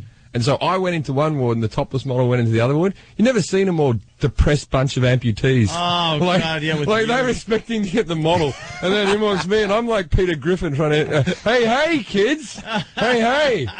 Yeah. Like that. But anyway, there's this guy and he was missing an arm, but it was not like a stump. It was like tethered bits of skin, like little jagged, like cortisone things, right? And what happened was he picked up a dirty bomb off this woman in the street. He just, here's a present. I had rat sack in it, this dirty bomb, right? Blew his hand off. And he could feel the poison going up his arm and killing him, going to his heart. So he got an axe and hacked his own arm off. Holy crap. Really? Hacked his own arm off, and he said it with an element of pride. Now, I'm weak, man. My arm's dying. I'm all dying. Everything's dying. It's like that scene in Mad Max where he goes, you have, you have... You have 10 minutes to cut your arm off or 20 minutes to cut the chain. You're about to die in 15 minutes. Yeah. You know, and the guy goes for the chain, but, you know... hacked his own arm off with an axe. Oh. Well, what was in it? Rat poison? Rat sack, rat poison. But and he just knew. He could feel the numbness going through. And he goes, all right. And he just went, they would probably get trained for that type of thing. Wow. Picked up whatever implement he had, hacked his arm off, man. Oh. Boy, that's a man. That's a man. So those guys weren't happy to see you when you went in there? No. They all started hacking their own heads off. I did a tour of Walter Reed. I was down there, and they wanted me to go to the hospital. Some woman, a fan of mine, hooked it up. And I go in there. It was so embarrassing because, like, 3 of the guys out of the 40 that I visited knew who I was. Oh. They're like, the soldiers are lonely. They want to see you. And I go in. I'm like, hey, how you doing? The guy's like, hi. And I'm like, what's going on? He's like, nothing. I'm like, so, you like the show that I'm on? He's like, I don't know what show you're on. I was so awful. They would have been happy if you cleaned their who are you? They thought you were there to change the bedpan or something. They thought some star was coming in, If they don't know you, you're just the guy who can do things they can't. I'm trying to explain the shows I'm on. They're like, sorry, I never saw that. I was overseas. I was fighting for our country. I'm like, it's a show. You should check it out on YouTube. Yeah, but I don't have any arms. All right, well. Or a laptop. Jim, God, right? Yeah. the most embarrassing moment happened we were just talking about Semi-Pro. We went to the screening of Semi-Pro. Right. And I walk in, and everyone has their hands up, like, hey, this is my most embarrassing moment ever. Oh, yeah, that was They had their hands up, so I'm like, hey, like a rock star, like, hey, what's up? Yeah, I'm here, thanks, And I turn around and realize they all had their hands up because K-Rock, the station that was promoting it, was throwing out T-shirts.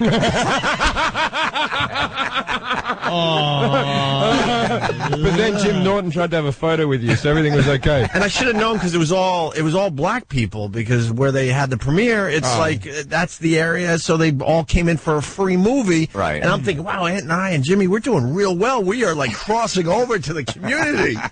They all had their hands up because they were throwing shirts and hats and frisbees. Did you feel stupid when you? I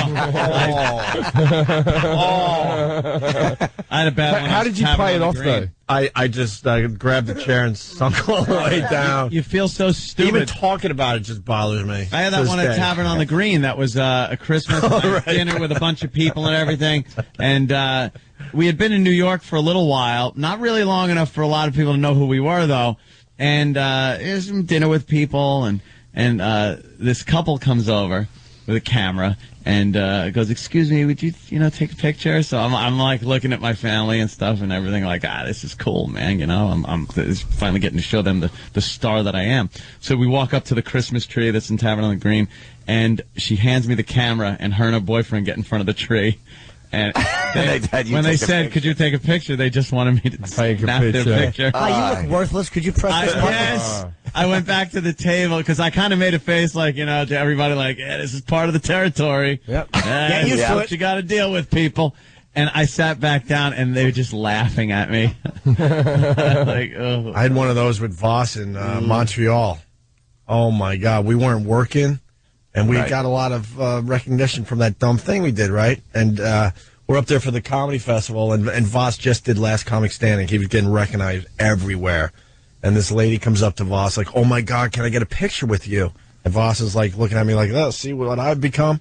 And then the woman taps me. And I'm like, oh, she knows who I am, too. And she hands me the camera. The worst is when you're going into a place like a Walter Reed or anywhere you're going, and they go, all right, we got a special guest. And everybody's like, who's the special guest? Oh, my God. They don't know. And you could feel the disappointment. Bob Hope, right? And when there's no recognition, they're like, what? Yeah. What are we going to do with you? And I was out with this chick, and all of a sudden this guy came on the street.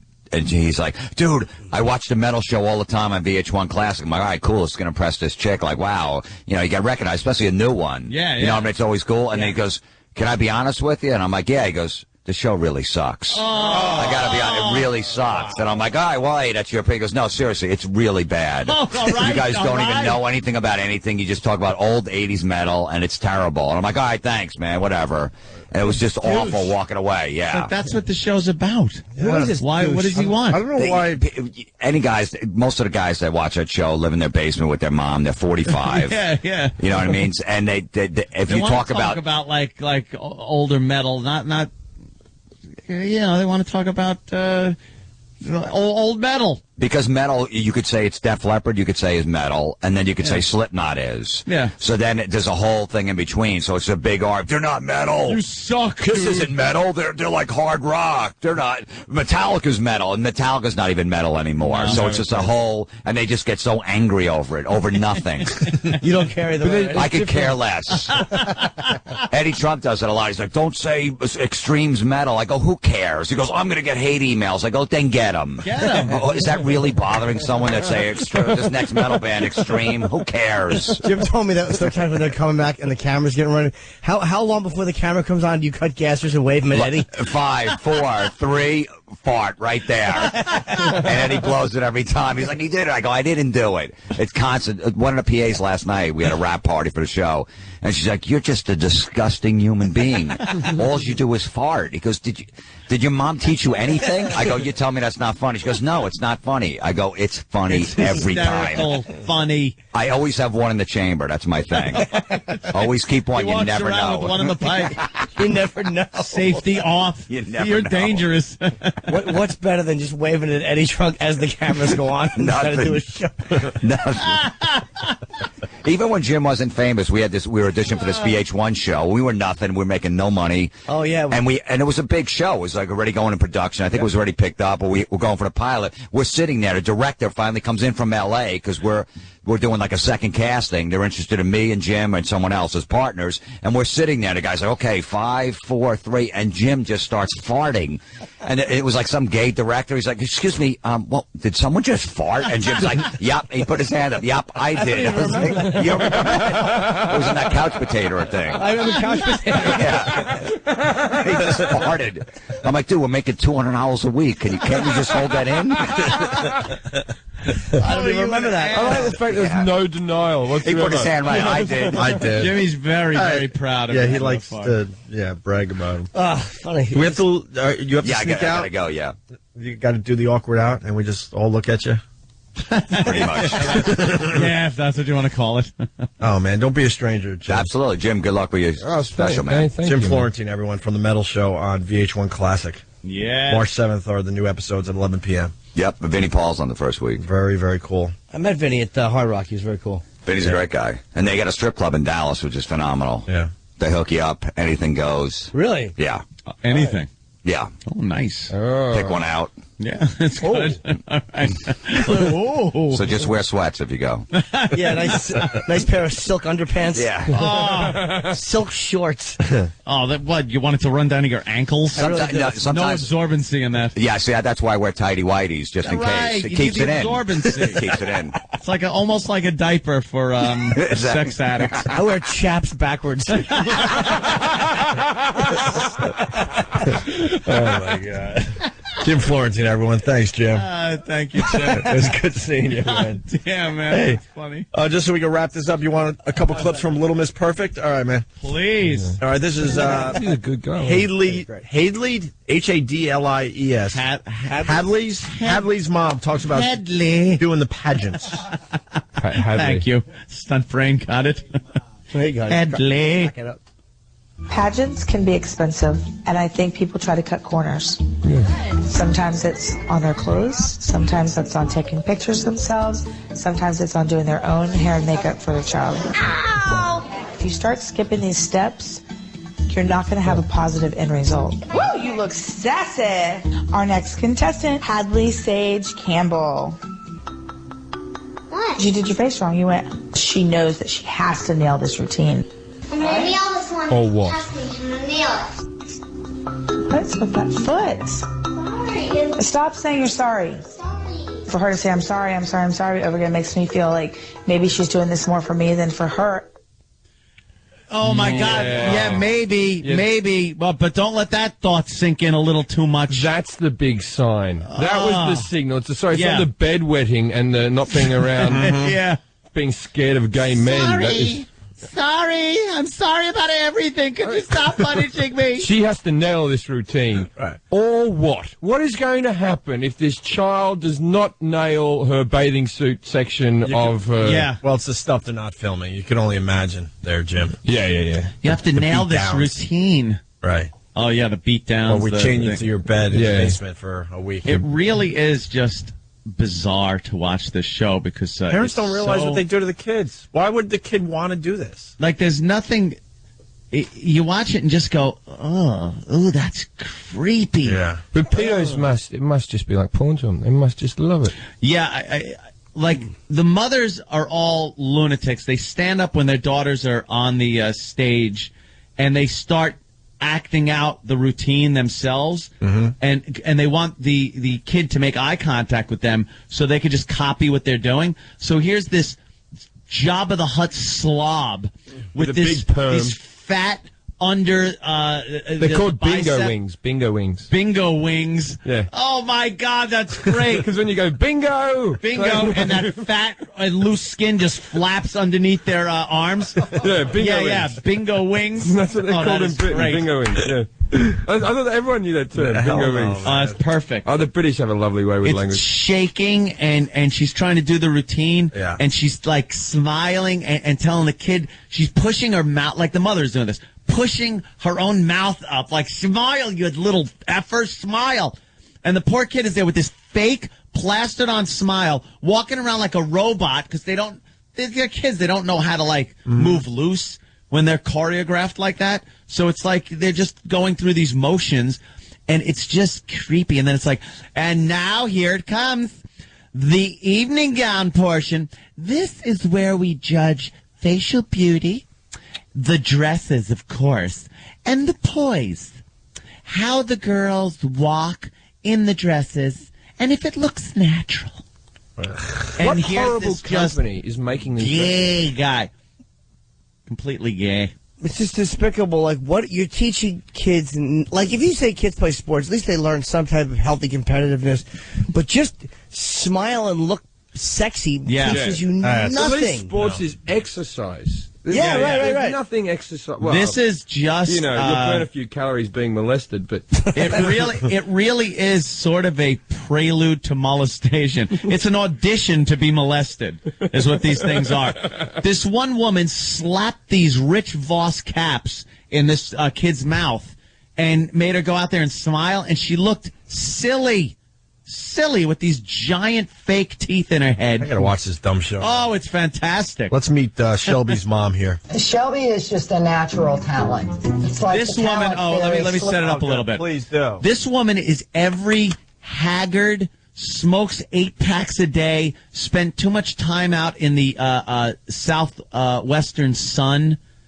She could be 35, but she looks 60. Oh, yeah, she's leathery. I remember. Leathery old she looks like hag. a purse, or like a leather. Yeah, a hag with these. It looks like she doesn't have all her teeth, and she's just, her whole life now is hot gluing beads on rags for this little poor kid to parade around half naked on a stage in. Hot gluing beads. When did you realize you had enough watching this show, by the way? When you had to go for a Kleenex. You know a little too much about this. You got sleepy towards I got sleepy after that. You did a marathon, huh? Had to roll roll over, wrap it in the sheet so it doesn't get on you while you're sleeping. I just let it get on me. I don't mind. Oh, do you? Yeah. But then you wake up with potato flakes. I always have a shower in the morning. Potato flakes. Yeah, it looks like you got some stomach dandruff. Does it? That's the haggard woman. That's Shelby's mom? And you can see she's got like a tat on top of her chest, but that is just sagging. Any woman who tattoos a dropping. tit, why do you tattoo tits? Are like the best things in the world. So dump the.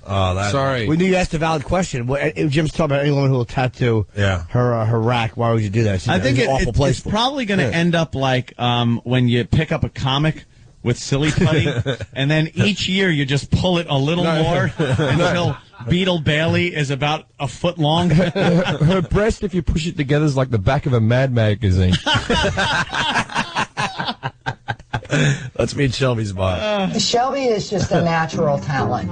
It's like the talent fairies flew over her crib in the hospital and just sprinkled her with magical dust.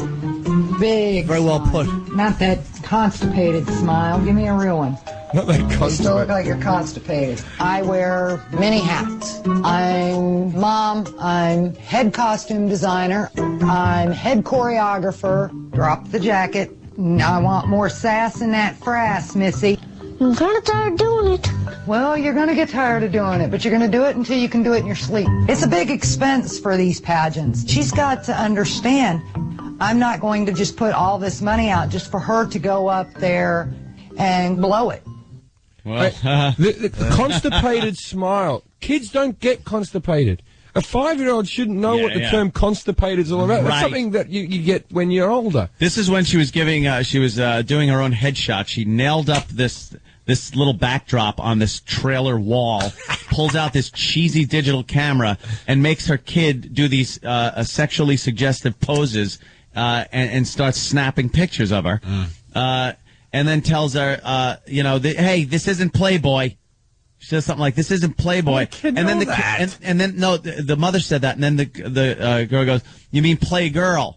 Because the kid didn't know. She thinks Playboy. Why would I be in Playboy? I'd be in Playgirl, thinking it's a girl. Playing girl. And she goes, "No, Playgirl has naked men in it." And then the kid made this face like, "Really? Ew." Like an ew face. And she goes, "And besides, you can't be in Playboy till you're 18. The mother said that to the kid like she's already got her geared up for that one. Yeah. We're moving you out to the mansion. And it ain't going to be Playboy. It's going to be Swank or Wee. Wee. Hustler. Oh, Beaver Hunt. No, Hustler's even better than... That's phenomenal. Who didn't love the Beaver Hunt section? I loved the Girl Next Door pictures more than I liked the models. I loved those other ones where it was just disaster. You guys have got at least good ones. The ones in Britain, we still get the American imports, but then you get these ones that are just British girls off the street that are just called jugs and stuff. Like just these like horrible fat women without teeth with a leg up on a pollard. Are you a fan of Bigums? Bigums? No. Well, now I've got the internet. I've got a laptop. I haven't bought porn since a laptop. You know those magazines are in. I can't still. Those see magazines are in deep trouble. Why would you? Yeah, I can't see a still photo. I need live action. They have to somehow reinvent themselves. How are they going to do that? They can't. Like even Playboy, 3D glasses. Playboy, they said, is heading towards bankruptcy. Hey, Drew, you're in. You got anything going on? Because we're rushing to the finish line. I'm actually running out right now, so I'll see you guys when I get back. Oh no, Yimmy! Now we lose Jimmy. This is going to be the last man standing today. Yeah. For Cobbs and Jim. Good luck, man. I'm happy you're doing it. Thank you very much, Please, man. dude. You did a very deserving comic. All right, guys. I'll see you. All right. Tuesday. If the plane doesn't crash, I don't die. You see that piece of? There he goes, another one. Now there goes Norton. Tag him and bag him. They're dropping like flies. Yeah. So it's before the end of the day. I'm gonna own this show. Yeah, Drew needs a quick plug. Go ahead, Drew. Yeah, my CD available. Go to the Great Drew Boogie on MySpace. I was just hanging out here, you know. All right, well, it's Opie and Anthony remixes. It's a good CD. That's right, 2 discs. I was tracking through it. It's nice. Some real good work. Thank you, sir. And Jefferies, the quick plug for Saturday night. All right, Saturday night, you can get tickets at Jim Jefferies at BroadwayVideo.com. 10 p.m. show has still got plenty of tickets left. Just email your name and details, and I'll get back to you probably today. This is very cool. It's his HBO taping, so support Jim Jefferies this Saturday, all right? Yes, I need people who are going to laugh as well, not butt heads. was going to say something else. Continuing with the Opie and Anthony show. Jim Jefferies made the walkover. Yes. We got Dana White calling in a little bit. Oh, yeah? Of course, the dude that runs the UFC. He's always a fine guest on our show. Quite volatile. And also, yes, Jason Ellis will be on our show today through the ISDN lines because he lives in L.A. Jason Ellis is a relatively newer radio show host. Mm-hmm. Steve Blatter and Rob Cross turned me on to this guy. And I'm like, yeah, whatever.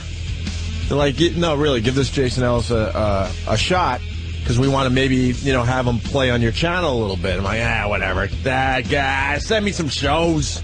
I was all annoyed. All right. And I can't get enough of this guy, to make a long story short. He does afternoons on Faction, I do believe. Faction. Yeah. And he's great. I love him. Mm-hmm. And I don't like many radio shows whatsoever. Well, I'm sure the feeling's quite mutual. With what? Many radio shows don't like us. Well, that's fine. Trust me, it works our way. It doesn't work the other way. There's a lot of horrible radio out there. And it's very rare that I'm turned on to a new radio show, but this Jason Ellis, he has something going on. So we're going to talk to him today, and I think he's going to start doing like a best of show, or they're going to give us like a best of show that we're going to start running on 202 on the weekend. So we're very excited to talk to him in about 15 or 20 minutes. He's got a great little story, too. He decided, I think he's in his like mid to late 30s, he decided to pick up MMA. What, is that a disease? Or? Yeah, he's just jumped in a wheelchair. Figured he'd try it out. UFC stuff. I know UFC, the Ultimate Fighting people. Yeah, but they call it MMA. What's MMA? What does that stand for? Mixed martial arts. Yeah, mixed martial arts. Yeah, because that's it used to be Ultimate Fighting. They would call it that and stuff, and then this. It's gone by many different names. Right. The original one was pretty cool. I always dug that because it was just stomping people. You could take your elbow and just jam it in their face and keep going. The refs barely even. They're like, is he dead? There were really no rules. He's on the brink. I'm hearing a death rattle. I guess we'll peel him off of him. You can't fish, hook, or eye gouge, right? That's the only two rules. Isn't it? I think they got a few more rules in finally. Yeah, they got rules in. Open it up to a bigger audience. You know what it was? It wasn't even so much a bigger audience. They couldn't fight anywhere. Right. They weren't allowed to fight anywhere because this was like savagery, like gladiator stuff. Hence, opening it up to a bigger audience. Yeah. Because you could do that crap in your basement, but how are you going to get like a TV deal? Yeah, true. So, did anyone get properly injured, like brain damage? Or yeah. Some people got really elbows fucked to the up. Head. You'd see teeth. The guy was out cold. Teeth and blood and like cartilage. And just shit was in the middle of the fucking ring. I don't know why anyone would ever do it. I don't know, do it, but watch it. It was really cool to watch. Tremendous. The early UFC fights. I remember from like 10 years ago at least, when it was just kind of getting off the ground. I remember watching one of the first pay-per-views, and at that time it wasn't mixed martial arts. It was just style versus style. Right. And I saw some judo guy or some Jeet Kune Do or whatever just kick the fucking teeth out of like some sumo guy who's, he's like stomping his fucking leg and this throwing rice around and shit. This fucking guy just flew at him within 15 seconds. The match was over, and I swear we were taping it. We rewound the tape 5 times to where you could see a tooth fucking fly out of this guy's mouth. You know what it was like? It was like fucking Mortal Kombat. Yes, exactly. It was like Mortal Kombat. You get like the big fat guy, and he's fighting a guy that like throws Street Fighter. He's throwing fire out of his hands and shit, and like it was really like that. And then they changed it, but you're right, it was different styles. You'd have a wrestler and real wrestler going against a boxer. Now you got to kind of know everything. It was too one-sided, so now it's the whole mix. I liked it when it was hold on. We're into a great little rap here, but everyone is losing their minds over your fucking mic. Yeah, my mic sucks today because our processor is broken. Mars, what's going on? Can't you just move to People are not happy. Ant's mic sounds like mic. shit. Ant's mic sounds like shit. Please fix If I move to another mic, Ant's mic sounds funny. It sounds all right to me. What's the crazy? Yeah. Is it tinny? It sounds different. It sounds tinny. It sounds fine. That is a little better. That is a little better, at least to me. How's that? Hopefully it's better to... that's a little better. It's just his voice. That actually sounds a little better, but I was kind of getting used to the tin can and string sound. That was really nice.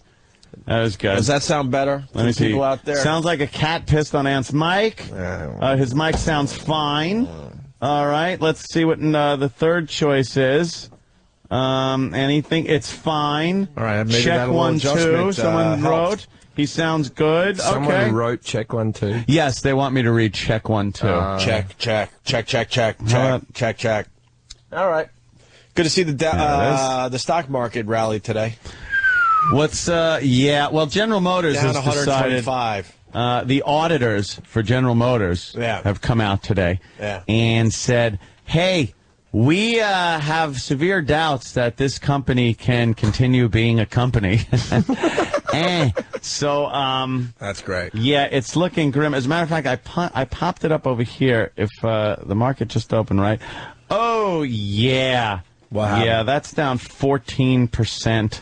GM is down 31 cents to $1.88 a share. How low could this fucking thing go? Well, let's see. What was when it dipped below 8,000? We're like, uh-oh. Now it's well below 7,000. A year ago, let's see, April 30th last year, we were looking at $24 a share for GM, for General Motors shares, and now we're at $1.88 a share. Well, you should buy them now. They're very low. Kidding. That's a good you should buy them. I don't know before much they go about shares. Before they go bankrupt. See, if they go bankrupt, then it's worth nothing. But you got to take They're the chance. not going to go bankrupt. How much money you got, Jim? Obama's in. He bails people out. Everything will be fine. Let's get into this together them here. out. How much you got? I got a few bucks. I got a bit of money. They've already bailed them out. Right now. And the auditors are saying even with the bailout money, they can't sustain it. You know what it is? You can only bail out a company that has some kind of game plan to make money.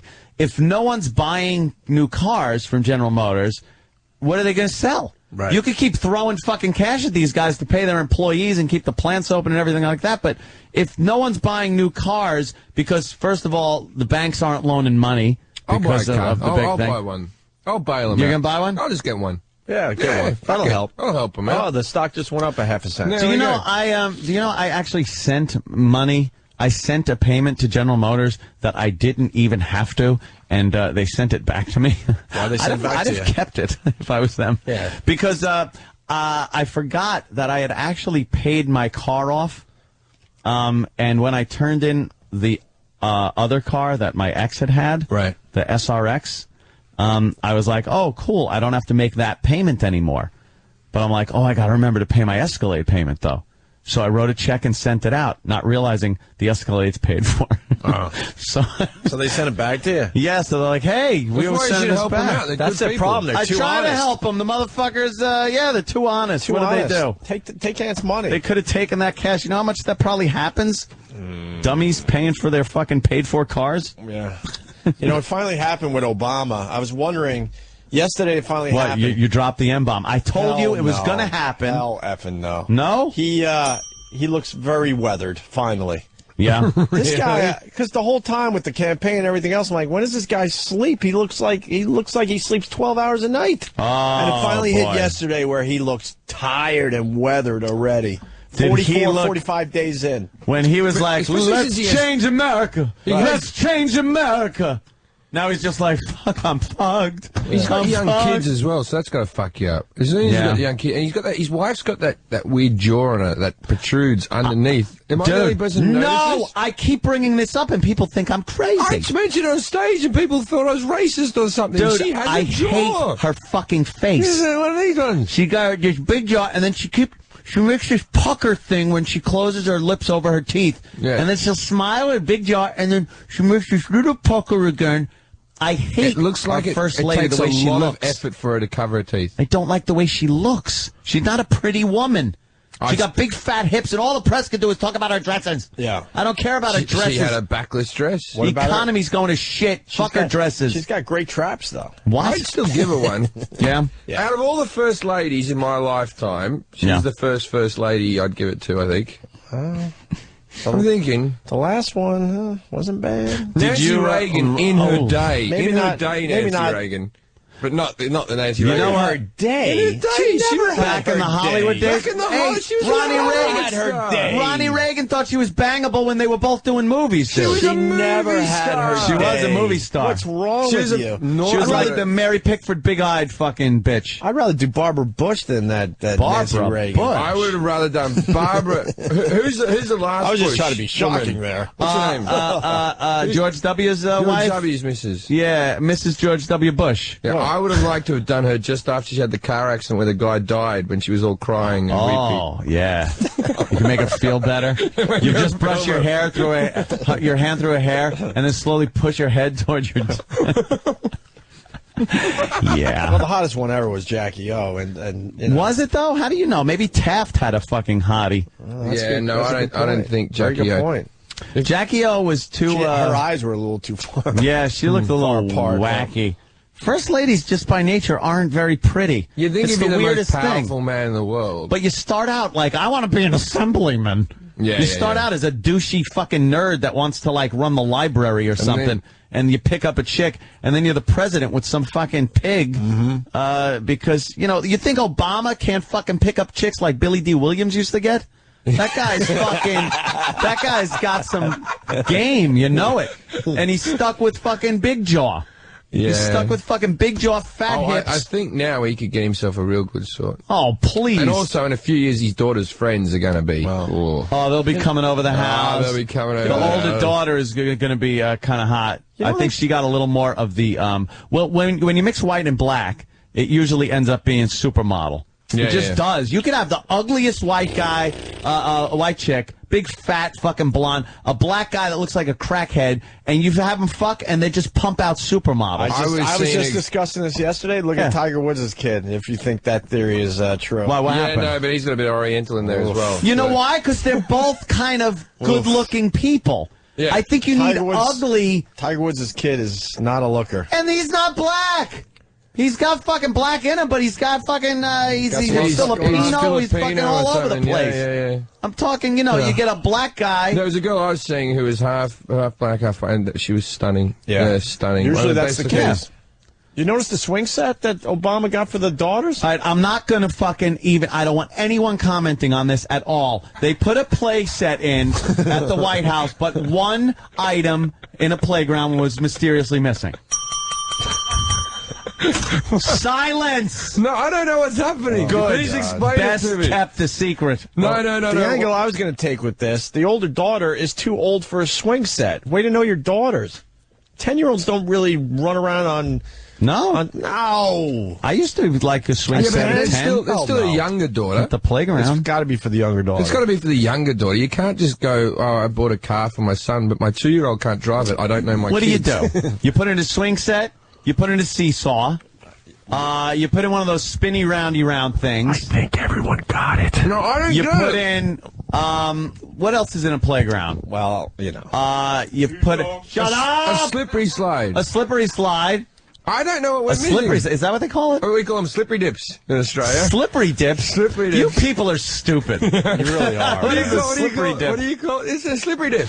A slippery dip. Yeah, what do you call them? Interesting. Just a slide. And they used to be called a slide-in pond. In Britain, they call them a slippery slide, and in Australia, slippery dip. Let's go on the slippery slide. Yeah, they suck.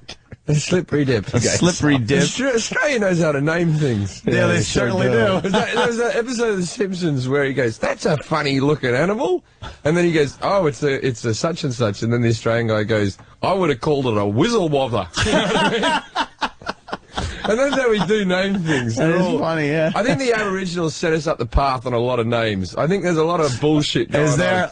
Oh! Yeah. The Aboriginals, we got a place called Wagga Wagga. Wagga Wagga. Because evidently the Aboriginals don't use numbers or something, so you got to say the thing twice. It's meant to be Wagga Wagga 2 or something. Oh, like Wagga 2. It's got to be Wagga 2. Wagga right? 3. Yeah. Instead of like Wagga Wagga Wagga. Yeah, they're going to go, what if you got like a packet of like hundreds and thousands or sprinkles or something? What do you call them? You know what I mean? Like, how do you that's why you fucking, you know, came over there and just defeated them and decimated them. They're like, how many people came over on the ship? And they're like, walla, walla, walla, walla, walla, walla, walla, walla, walla. And by that time, you guys are all in position to just fuck them. Captain Cook, man. We had the same thing with the American Indians, though. What like a lot of wacky places, especially out on Long Island, have names that are like, you know, Patchogue. and then you try to spell it and you have a brain hemorrhage. It's like Ayers Rock now. We changed the name back to the Aboriginal term, which is Uluru. Uluru. Uluru. Uluru. Uluru. I grew up on Warramoo Avenue, and there's a lot of stuff like that. Yeah. Coogee, Kalgoorlie. Kalgoorlie's a good name for a town. What the fuck does that even mean? Kalgoorlie has the most amount of hookers per capita of anywhere on the planet. Are they, like, nice looking? It's a gold mining town. They fly them in. Gold mining town? What fucking year is it down there? Well, I know it's winter is summer, summer's winter, but what is it, 1850? It's got the biggest man-made hole in the world. We're very proud of that. This fucking Pal Talk volume. This fucking Pal Talk volume thing, I'm gonna stab somebody about it. What happened? The audio, and I heard Ronnie bitching about this too, the audio constantly, for no fucking reason, just shuts off. Just shuts the fuck off.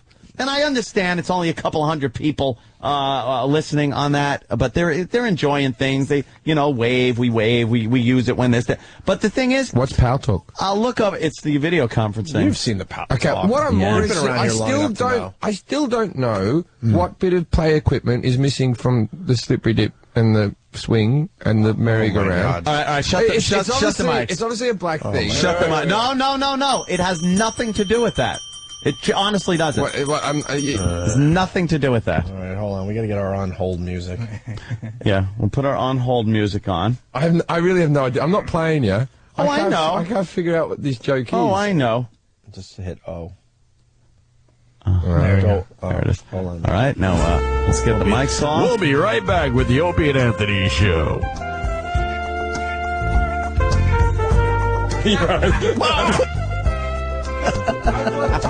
What are you, an idiot? Now, don't repeat it.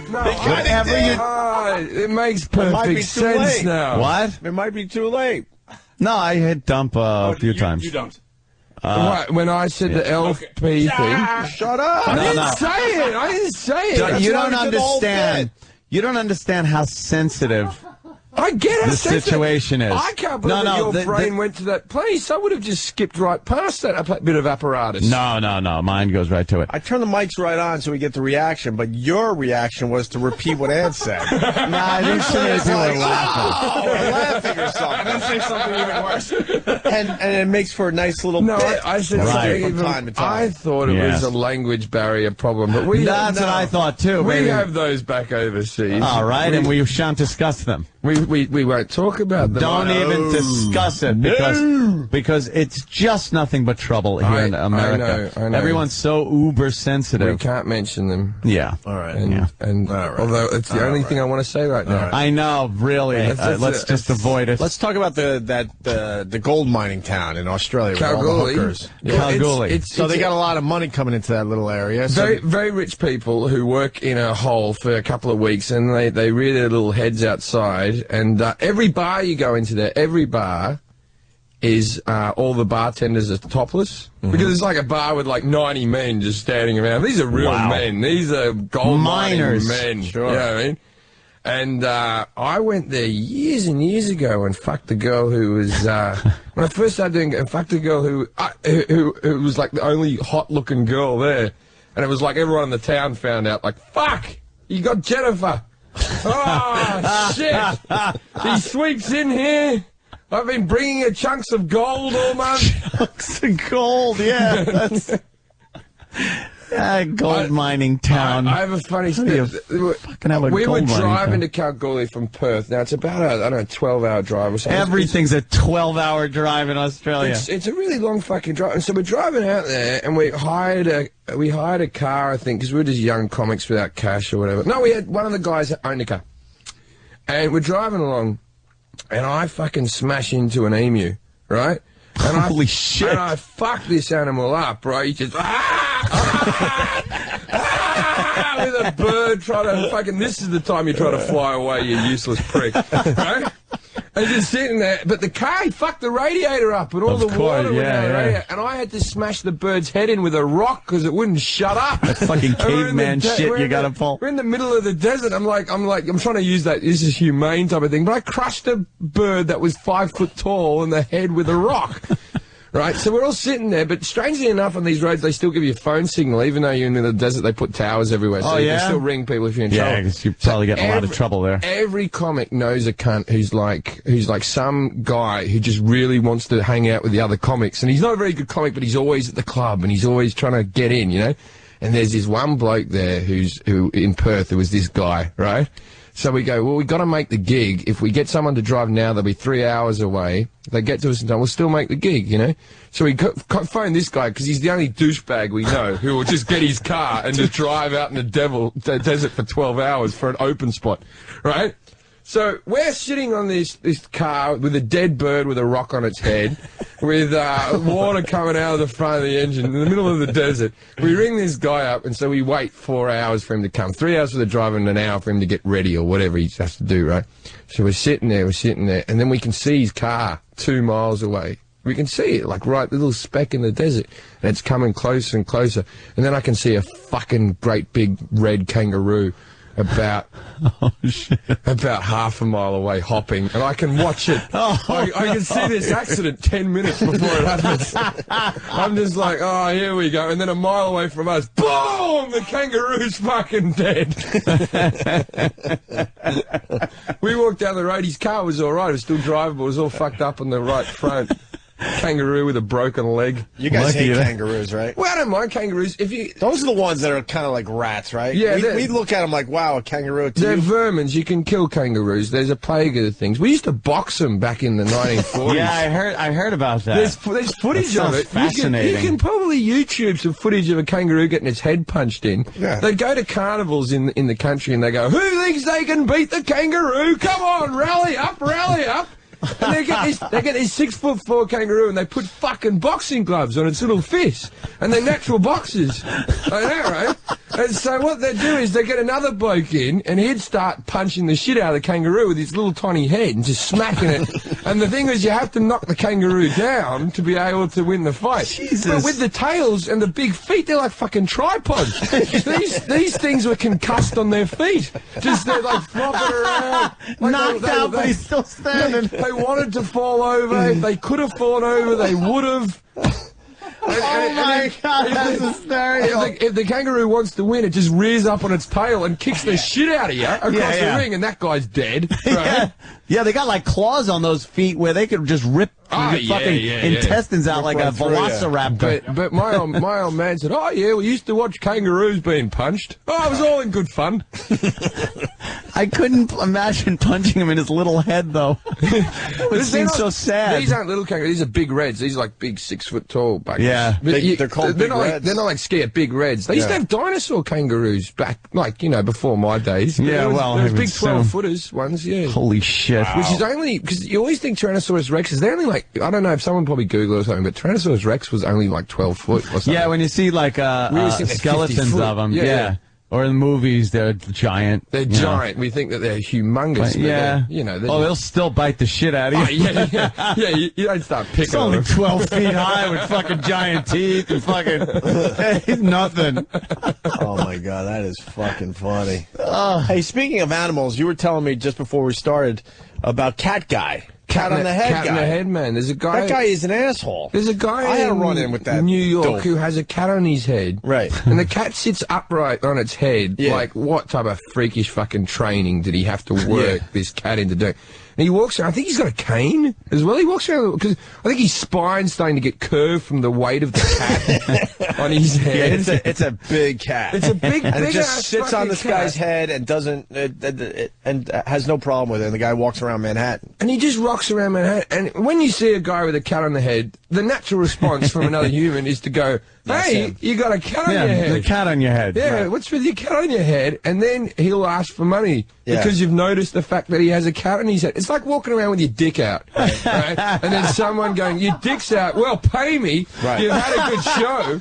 Like, am I in trouble for noticing the phenomenon of a man with a cat on the head? I'm allowed to notice it. But he's an asshole about it, because we had a run-in with the guy, and my girl's like, naturally, we happen to have a camera, like, oh, I want to take a picture. And right away, that'll be $10 to take a picture of the cat on my head. Yeah, yeah. All angry and stuff. You. I'll just go to That's the him internet. right there. That's the dude. There he is, guy with a cat in his head. He's an asshole, this He guy. looks like a real fucking obnoxious cunt. He looks a bit because like it starts Phil off all Spector. nice. You know the people that walk around with a bird on their shoulder or they carry a python. They're mostly not looking quirky. for money. They're like, oh yeah, take a picture with me and my dumb pet. Yeah. And sometimes you'll throw them a few bucks, like, oh that was cool, thanks. Not this guy right away with the, putting his hand out dude, for money. Here it is. Just get a fucking Roddy that hates cats. Right. And then just let the leash go. And watch it bite this guy's whole head off. I'm going to walk up and Cat slap him in the head with a fish. Where'd you see him? Yeah. I saw him at the front of Caroline's. He was just standing at the front. Just he's usually a little more uptown. Or just throw catnip in the cat's face so it starts clawing at his forehead. Right. Yeah. He looks like a, what is he? He's got like fleas. Redbeard You know the he's got pirate. fleas.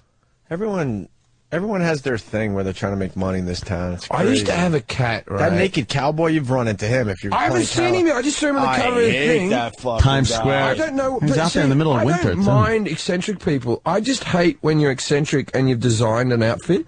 That's what Because he's done. real eccentric people, I've met eccentric people. We know eccentric comics, right? Real fucking quirky people Right. who go home and occasionally smear shit on their body and don't know why, right? Those are Yeah. eccentrics, but not a guy that goes, I'm going to be a naked cowboy for money. That's not eccentric. That's just, you're a bad businessman. He found a gimmick. Yeah. Actually, he's a good businessman. I don't like the gimmick at all, but this guy makes a fucking fortune. Does he really? He makes a fortune. Yeah. I saw him once. I was going into the six figures. I was going to the Oh, yeah. Javits Center, so I went and parked in the parking lot across the street, and that's apparently where he parks. And he comes up. His wife is also in on some fucking naked gimmick. cowgirl. She does the naked cowgirl. They It's his attempted fucking the naked wife. cowgirl thing. And they both were coming back to their vehicle, which was like a brand new fucking Range Rover. They they fucking put their clothes on, they hop in, they were like, hey, take it easy. I can back out in a brand new Range Rover, and off they go. So what happens with him in the tax department? I don't know. It's a cash business. By the way, he keeps it in his boots. He puts cash in his fucking boots, and then occasionally, I guess he goes to the bank I'm gonna and mug makes that deposits. I was going to say, so bastard. for all those people out there that are, falling on tough times, You want to rob the naked cowboy? I guess he keeps him in his boots or it's the something. left boot. He wouldn't I don't be know a how- hard guy to mug, would he? I would think, Give me yeah. everything you got. You know where it is. He's fucking naked.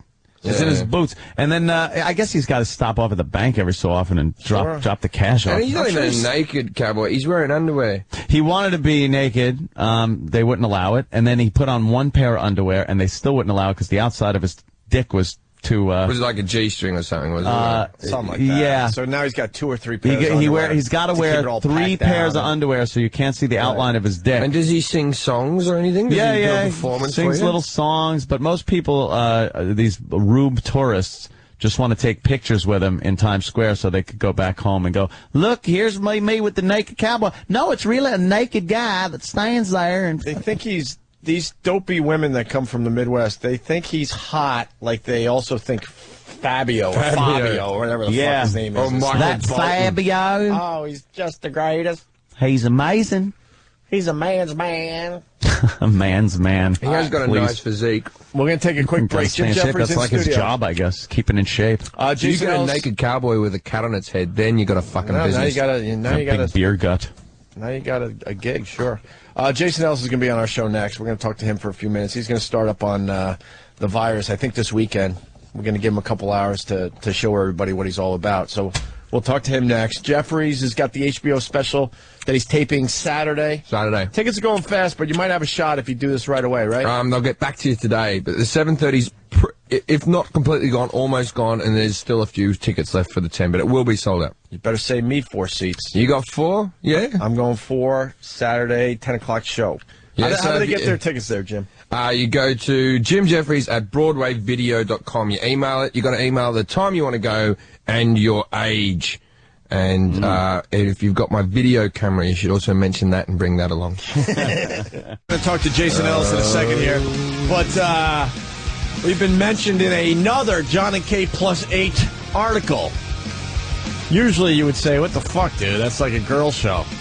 But I love the mentions we get in these articles because it's not flattering for Kate. Sam, are you proud of the latest one? I am proud. I'm glad I was a part of this whole thing. This is from Gosslip, GOSSLIP.com, and PhillyMag.com. We don't need to read the whole thing, but it says the criticism has spread beyond the net Kate's battle axe behavior has made her every husband's nightmare and consequently the butt of pop culture jokes, too. But on their syndicated radio show, the notorious Opie and Anthony called her a capital C and her marriage loveless. A capital C. As men whose DVRs have been taken over by their wives and girlfriends' obsession with the show, it lit up their phone lines. There you go. I don't know why they didn't mention my exclusive interview. Yes, you did. Holy You know Jesus. about this, John and Kate plus 8? I don't. I just think the word capital C, you're just giving more emphasis to the word cunt by giving it a capital. It's true. It's a broad that had 2 kids. I believe they were twins or something, right? Twins and then sextuplets. Yeah, and then she decided she needed to have more kids, kind of like Octomom. Yeah, Octomom, yeah. You know, this Kate is going away fast because now it's all about having 8, not 6 kids at once. Yeah, and she turned around and had 6 more, and they have a reality show called John and Kate plus 8. And she's the biggest cunt. I should call it The Cave. Huh? Yeah.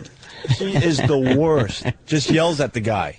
She's still the whole at time. it. If you still want to do clips of that sometime, there's a episode that's worse than anything we've played where they go to Toys R Us. Oh, really? And she's just destroying John throughout the store. And John's a husband, yeah? Yeah. Why don't we do that for Jim Jefferies? Turn him on to some of this fine American TV that we get to watch. Okay. Or our ladies so watch. 8 kids. And did she have the program, the tablets that make you, whatever that thing is, the birthing thing that makes you have the 6 kids, or is she a natural freak? Yeah, no, this wasn't natural. She had whatever. Yeah. Yes, I think she had like polycystic ovaries or something, and what? so she Don't couldn't. ever Polycystic ovaries. Don't say that like everyone knows what you're talking about. Yeah, what the fuck are you Polycystic talking about? ovaries. She had something that made her have trouble having kids, so they gave her fertilization drugs that just made her super fertilized. You got to see her belly before she gave birth. It's horrific. Afterwards, though, the belly, there must be the skin. Have you ever shagged like a girl where you roll over and spoon them and they've got that skin that no matter how much of a workout, you just, like an elephant's ear, hanging off their stomach. It's called lasagna belly. Lasagna belly, yeah. Lasagna belly with a bit of bingo wings, and there's a nice looking girl. This is 2 cultures mixing together to make the ultimate woman. So we're proud that we made the latest John and Kate plus 8 article. Couldn't be prouder. Where's Jason Ellis? He doesn't talk about John and Kate plus 8 on his radio show, does he? Hey, Jason. I've never heard of the bitch. Yeah. Hey, what's up, buddy? Never heard of How's it going? Welcome to the Opie and Anthony show. We got in studio Jim Jefferies, who's from Australia. Hello, mate. How are you? Oh, God, I feel like I'm talking to my mum right now. What the fuck's going on here? You moved out of Australia when you were 14 years old. You have a thicker accent than me, you bastard. How was that working? I left when I was 17, and I'm talking to you like me and you, but then I'll go back to Opie and Anthony so that the world can understand me. Yeah, it is bizarre. It's we just said things then to each other that you wouldn't even know. There were subplots. There was. I know. I feel like I asked him on a date, and he said, "Go fuck yourself." It's a secret language. I feel like I got Jim Jefferies' clone on the phone. We just think it's an accent, but it is a secret language. Yeah, I feel like there's an echo going on. Or something. Chicks dig it though, man. This voice. They do dig it. Oh, it's ridiculous how much they want to bone you. You know what else? Go ahead. I heard you talking about kangaroos, and I realized that you can just say anything you want if you're Australian in America, and everybody believes that. Oh, they don't even exist. Dinosaur kangaroos. They go like That's true. They're fucking There 20 feet high. was dinosaur kangaroos. Oh, no, yeah, my mum's got one in the backyard. We do. We just eat that shit up. Really? He said it with that accent. It's got to be true. I am partial to Did lying. you know that AC/DC's lyrics came from a dinosaur kangaroo? It was red, Sure, giant. they have one. They still have one. 12 feet tall. Yeah, we just believe it because it sounds Australian. Oh, I come told on. a story. Well, I told a story about drop bears where they were like feral koala bears, and they would drop out of trees on your face and maul people. My dad used to say the drop bears. That was a myth. If you weren't strong enough, they could actually kill you. Like if you couldn't get them off your face in time, they might slash your jugular or something. And that story came back to me drunk at a bar like 10 years later. Do you know about drop bears? No, my dad told us about drop bears. You idiot! That's a standard thing, drop bears. Really? My father would tell us about drop bears, so we'd look up at trees and They shit. sound like cute fuzzy head crabs from Half-Life. No, You know they're actually really terrifying. Are they? Yeah. In the wild, they're real. I smoked pot with a bunch of dudes. That sounds gay, but I didn't bang any of them. But I was in the bushes. Smoking I was in the pot, bushes. that's gay of you. Sucking dick with a bunch of dudes. That sounds gay. Smoking pot. We'll get it to you. Well, let's I was just slide. 14. Yeah. Anyway, there was a crazy noise in the bushes because we were in the dark because we were smoking pot and we were underage and we didn't want to get caught. I think I was at fucking school camp. You know what? I was fucking dudes. It is gay. So anyway, there was like a and I'm like, what the fuck is that? Like we're in the, you know, I mean, it's the outback. I know you're Americans and you guys would be way more terrified, but believe it or not, I'm not Mick Dundee and I get scared when I hear monster voices at nighttime in the bushes as well. So I was like, what the fuck is that? And everyone's like, I don't know. And I'm like, I'm out of here. And then in the next day, I heard the same noise with the sun out. And there's a fucking koala. Little fucking bushy thing. Making that kind of noise? Where if you grabbed one off a tree, he would maul you. They're that fucking, like, vicious? No, well, you can hold them in koala parks. I don't think you can grab them in the wild. You can pet sharks in a fucking aquarium. Yeah, you can pet tigers and fucking baboons and shit. They're not the real shit. Not the real thing. You can't go near They're pussified ones. Yeah, try petting a fucking chimpanzee from that lady's house. Yeah. Exactly. It's the same thing as, like, you know, they're like, animals in the zoo are like entertainment of animals. Yeah. They're just pussies. They've just been beaten down and they're like, they're on Xanax and stuff. Yeah. Seacrest tigers. Yeah, they feed them Xanax and keep them mellow so you can like, get your picture show me a dick. taken and Not real. pet them and shit. We should have spread out the Australians. Why? I like this. We should have spread you Australians out a little bit. Even though Jason Ellis is just in America a long too time. much Australian. Now it happens when you get two of them together. Fucking what happens? There's Aboriginals running away as we speak. Hey, Jason, Steve Blatter and Rob Cross turned me on to your radio show. They're like, you really got to check out this Jason Ellis. And I hate radio, to be honest with you. Me too. I don't even know why I do it, because for the most part, I hate every radio show. You want the fame and the power, don't you? Money, a department, a hot wife. Right. Keep naming a few things. Good point. Why do I do it? There's a handful of shows I do enjoy, and I told Blatter and Rob, I'm like, yeah, whatever. But they finally said, come on, just give it a shot. And I really like what you're doing. Absolutely. And we figured we'd try to throw some of your stuff on our channel. Yeah, well, somebody just told me that the other day, and I was like, well, fucking hurry up and put it on there then, so everybody can hear it. Well, what happened was we were supposed to do this last week, but you went and had your wife had another kid, right? Yeah, humongous baby out of her vagina. The doctor had to cut her vagina in front of me. I watched the scissors go into the beef and cut it open. I don't want to bang her. She's not listening right now. It was a drop baby. It dropped out on his head and started mauling the doctor. I always find that funny. You know what? He came out the same size as a fucking koala. He's a beast. He came out humongous. When my brother had his kid, his wife had the baby. Same thing. They cut the cunt open. The baby falls out, right? Yeah. And then the doctor Australians are the only people that can say cunt correctly. Cunt. Oh, yeah, cunt. Yeah. It's not offensive if we say it. When you say it, it's like, whoa, dude, no. Is it really we possible? Say it, the chicks fucking punch us and leave the house immediately. You guys saying it's like, it's so endearing, fuck me. Yeah. But they cut the baby out and they go, you're not to have sex with it for 6 weeks. And he's like, yeah, don't worry about that. yeah, because I was so desperate to fuck that. Yeah, I was ready. He said at the end it looked like Apollo Creed's face when he was killed in Rocky IV. Oh, wow. Thanks a lot for putting that in there. That's cool. Jason, so your first child, they didn't have to do it, but his name's Tiger, right? Your son's name is Tiger for Tiger? Tiger Lee Ellis. Recognize. Nice. And you had to watch this. It's not named after that fucking retarded golf player, I can assure you of that. Get a real sport, bitch. That's got to be pretty fucked up to see that live. My father-in-law was like, hey, man, guess what? Tiger came back to play golf after hurting himself the same day Tiger was born. I'm like, what the fuck would you tell me that for? Fuck golf. Fuck that guy. Useless. What, he injured himself playing golf? Fuck off. Injured yourself smoking a fucking pole, you useless prick. My God. Golf injury. Jesus. Good point. I shattered my wrist and had pins in it. My doctor's like, do you know how many golf players I have in here? And I was like, no. I don't have any. And I was like, what the fuck does that mean? He's like, figure it out. I'm like, oh, fuck you. Fuck doctors. Fuck golf. Fuck all you mother pussies. Well, a lot of break something and fucking live your life, you homo. People got to understand that Jason Ellis does a lot of the extreme sports. The motocross, the skateboarding thing. What was the ramp? 70 feet or something?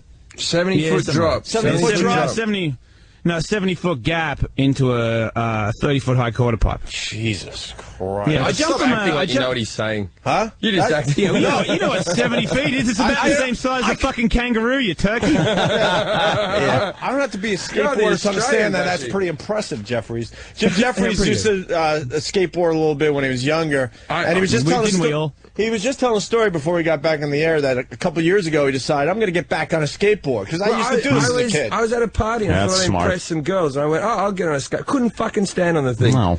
I couldn't. Were you drinking? Well, yeah, that was it as well. But I used to drink. Yeah, that's always a good idea. But when you were 14, you used to be able to do it, and now as an adult, it's called an equilibrium. But it's everything. You had that. When you're a kid, you go back to your family home that you grew up in. There was things that you would just jump off and shit like that. And you look at it now, it's retarded. Kangaroos, 20-foot kangaroos. I used to box them with my dad in a ring, fooling Americans. It's called getting older. Yeah, and that is a bitch. I'm running from that. As fast as I can. Yeah, you really are fucking running, skateboarding away, fighting your way out of it. Well, I just figured that it's all gonna come to an end soon. You know, I've been a pro skateboarder. It's like another life. I feel like I've already lived a full life because when I turned pro at skateboarding, I was like, there is no other life. Nothing is ever gonna happen after this. This is all I'm ever gonna be. And then I'm going to die. Because I used to drink and take a lot of drugs. And, I did crack with hookers and stuff. I used to party.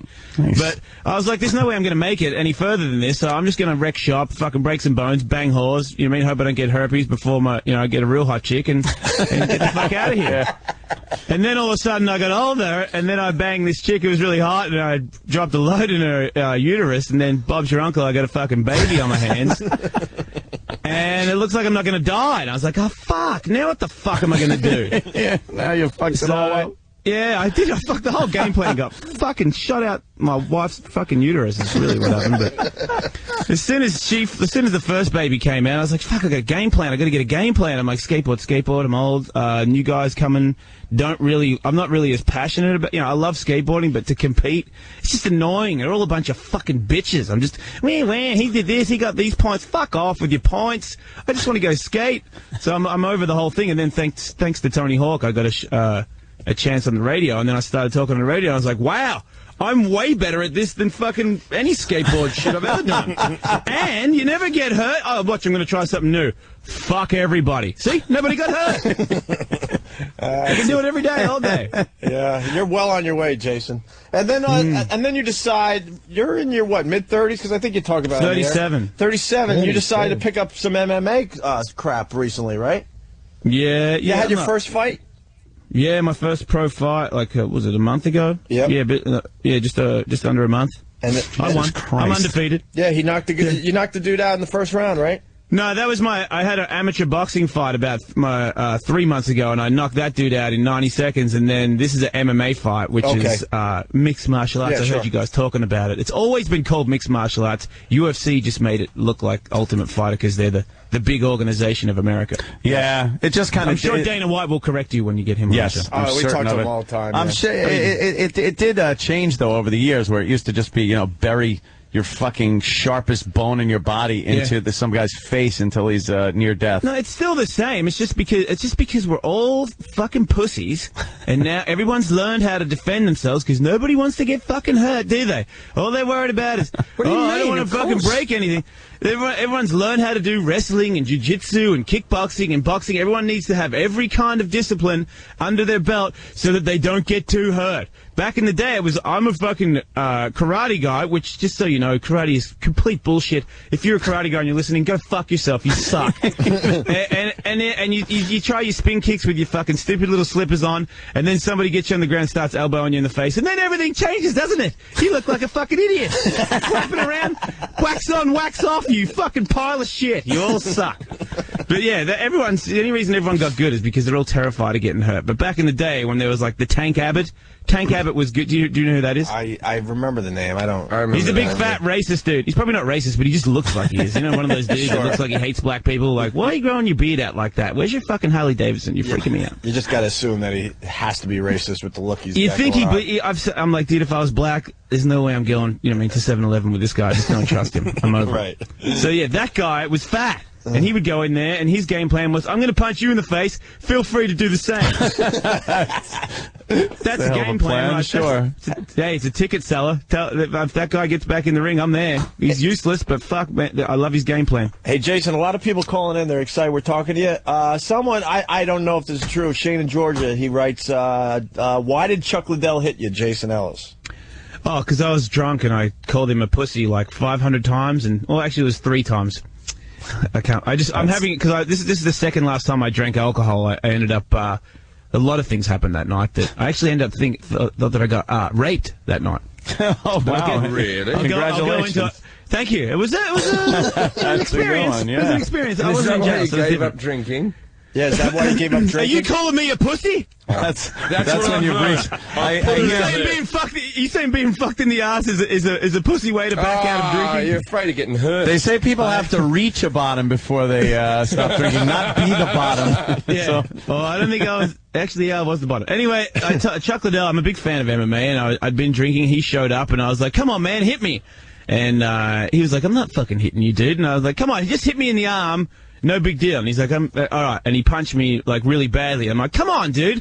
I'm a fucking pro skateboarder. Just hit me. And then he did it again. Yeah, I know. I was drunk. I told you that. He hit me, and then it was not good enough again. I was like, dude, you're a fucking pussy. Just fucking do it already. And then I said to Kerry Hart, who owned the Hart and Huntington, we're at a tattoo shop. I'm all, Kerry, tell this guy if he fucking hits me and he breaks my arm that I'm a skateboarder, I'm drunk, and I'm from Australia, and I will not sue him. I'll cherish it. Fucking wail on me, you idiot. And I believe the last word was pussy, because that's all I remember. I remember his eyes sort of opening a little wider, and he was like, all right, move back. And he told people to move back. And yeah, and I'd been drinking since like 8 o'clock in the morning. I was one drink off shaving my eyebrow off, and then I was like, ooh, he's really serious now. This is gonna happen. Yeah, he doesn't know me, and he really thinks that I said pussy as in fuck you, I've never liked you, or anything like that. And yeah, he punched me so hard that I fell on my back from a punch in the arm. Thank God I was drunk, because it's like a car accident. When you relax, it doesn't hurt that bad. Yeah. But it did knock me over. I got up. I felt very, I felt very powerful that I could take a punch without breaking an arm. So then I told the girl who was there, because she said she was a kickboxer. I'm sure if you're from Australia, you might have done this. Can you kick me in the nuts and make me spill my drink? That's what I did. Fuck that. So I had... that didn't happen where I was from. No, different part of Australia. Yeah, my dinosaurs sound unbelievable. Anyway, I held my drink while she kicked me between the legs. I think it was 7 times. Kerry Hart told me, because I don't really remember it. But I was trying to use the pants. I was trying to stretch the crotch region to block the testicles. You know what I mean? There's a technique there that I've used before. It's actually a pickup line. I've got laid from this one. But she wasn't getting the balls. Her toe, because she had like pointy bitch shoes on. Yeah. Her toe was going in the hole in my ass. It wasn't poking around the side. She was fucking me. She was toe fucking me. And I was so drunk, and all I was doing was concentrating on the beverage. Because I was like, I'm not spilling it. I was like, nope, didn't spill it. Nope, didn't spill it. You fucking suck. Keep kicking me. Didn't spill it. So then that happened. She couldn't spill it. I'm too awesome. And then I dropped a couple of drinks. I started abusing Tony Hawk's fiance, and that was when everyone said, "Okay, maybe it's time for you to go to sleep, Jason." Yeah, so time to leave. I was sent to my room, and then I woke up at 3 o'clock in the morning because I went to sleep at 8. I woke up in the morning. I was like, "Where the fuck am I?" I'm like, "What?" Oh yeah, that was the other thing. I kept calling Kerry Hart a bitch. And he said, you keep saying that I'm going to tattoo it on your arm. So they tattooed backflip bitch in my armpit. I don't know why. But anyway, I woke up at 3 o'clock in the morning, and I was like, fuck, my arm is killing me. Obviously from Chuck Liddell punching me. So I'm rolling my arm up, and then I see in the mirror that I have bitch tattooed under my armpit or whatever. And I'm like, what the fuck? Why is there bitch tattooed in my fucking armpit? And then I'm like, oh my God, my asshole hurts. And I'm like, no way, because I know my track record. I'm sure I must have done some sweet stuff in the past, but I'm like, I've finally done it. I've talked so much shit. Somebody tattooed bitch on me and fucked me in the ass. You've got to be joking me. I almost cried, but then I thought, what's so bad about a dick in your ass if he didn't ask for it, If you don't remember it either. No, there's a few things bad about that. Is there? Yeah. I still think it'd be frowned upon. What are you going to do, end your life because you had a dick in your ass one time? You get a man up. What's wrong with you, Jefferies? No, I wouldn't end my life. I'd be upset about it. I wouldn't end my life. You must have had to throw those fucking underwear away, though, if a pointy shoe is going up your asshole through your underwear. Wow, I thought I was offensive. No, there was no poo in my underwear. Oh, really? No. Right. Well, you know what? I didn't smell my underwear. I don't think he got fucked in the ass, man. I don't think he got fucked in the ass. No, I believe he got fucked in the ass by a pointy bitch shoe. Yeah, toe fucked. Oh, you got toe fucked. There you go. Yeah. Give him a trophy. No. So you weren't understanding. There must have been a language barrier there. How the fuck did you not get that one? The Aussie doesn't understand the other Aussie. Come on, can't get with it. All right. Hey, we just were watching a video of Pink punching in the face, too. Your friends with Pink, huh? One time she put her vagina on the back of my neck. It was pretty cool. Really? All Yeah. bare and everything? Is it a nice vagina? Nah, because I'm good friends with Kerry, the dude that bangs it all the time.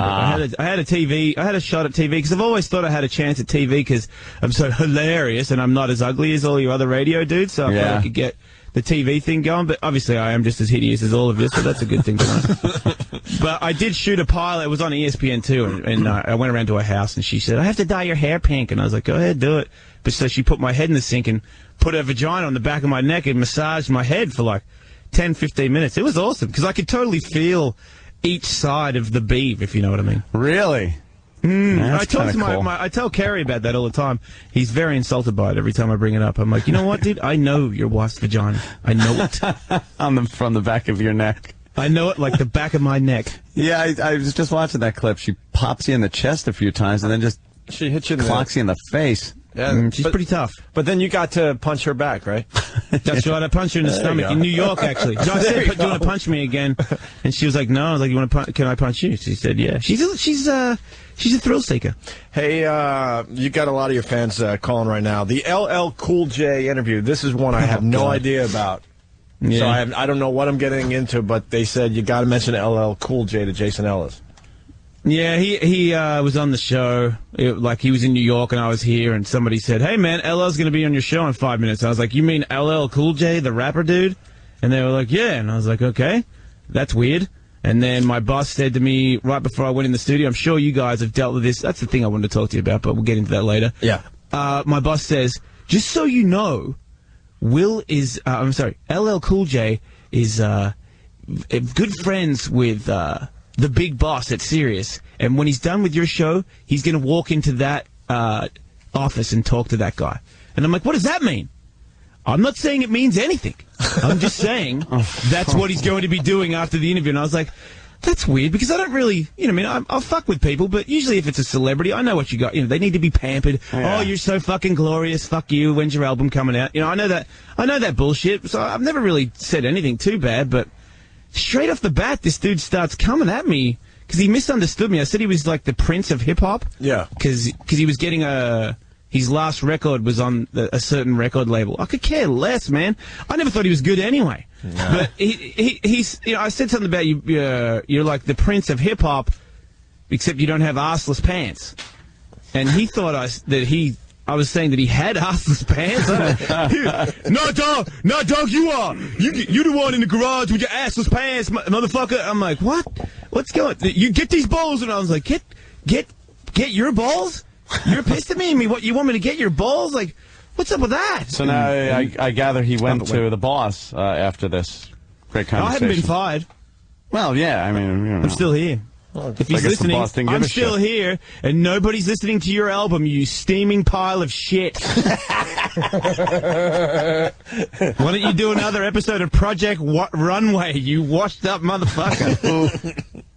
Nice. I'll probably get fired now, because now people are listening, because you guys are like proper radio. I'm just off in wacky action sports world. Hey, it's faction. Whoa, Tony Hawk's here, dude. No way, 900. Woo! Fucking. Yeah, you're on Faction every afternoon, right? Doing the show live, and then we're going to try to do like a couple hours of your stuff on our channel starting Saturday night from 7 to 9 p.m. People can check you out. You want to explain? I can't wait till people. You want to explain your show a little better for the newbies out there? What is the Jason Ellis show all about? No, it's about everything except. It's easy to say what I don't talk about. I'm not a big politics guy. I think that Tiger Box dude is really old, and his wife is totally bangable, and Obama's a black dude. That's about as far as I go with politics. Yeah, it's more like everything else.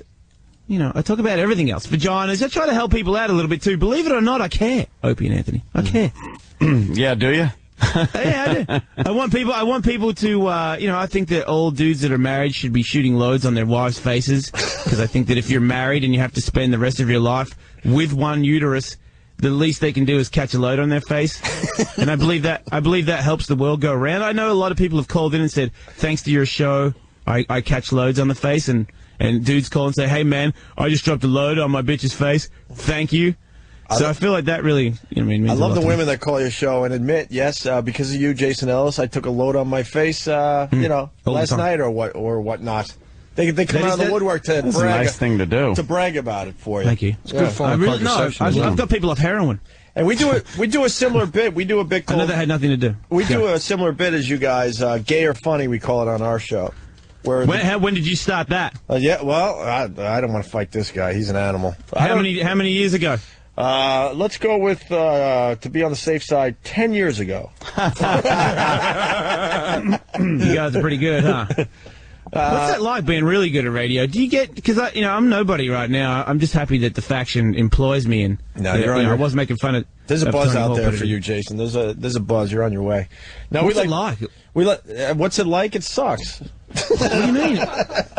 Don't you get stuff? Do you demand shit? Yeah, you get a little money, you get a little more exposure, and then but you got money. How much money you got? Like a lot? You get jewelry and shit? Nah, we don't do the jewelry thing. That's What about chicks? Are you married? Yeah, I just got married 3 months ago. Copious. Yeah. Oh, power move. Good on you. Aren't you like a millionaire? Yeah. Why would you get married? Because wait a minute, weren't you a millionaire before you got married? Yeah. Yeah. What the fuck? I don't understand. Are you really old? Are you missing some arms? So when you missing some arms. So when you become a millionaire, then you dump the wife?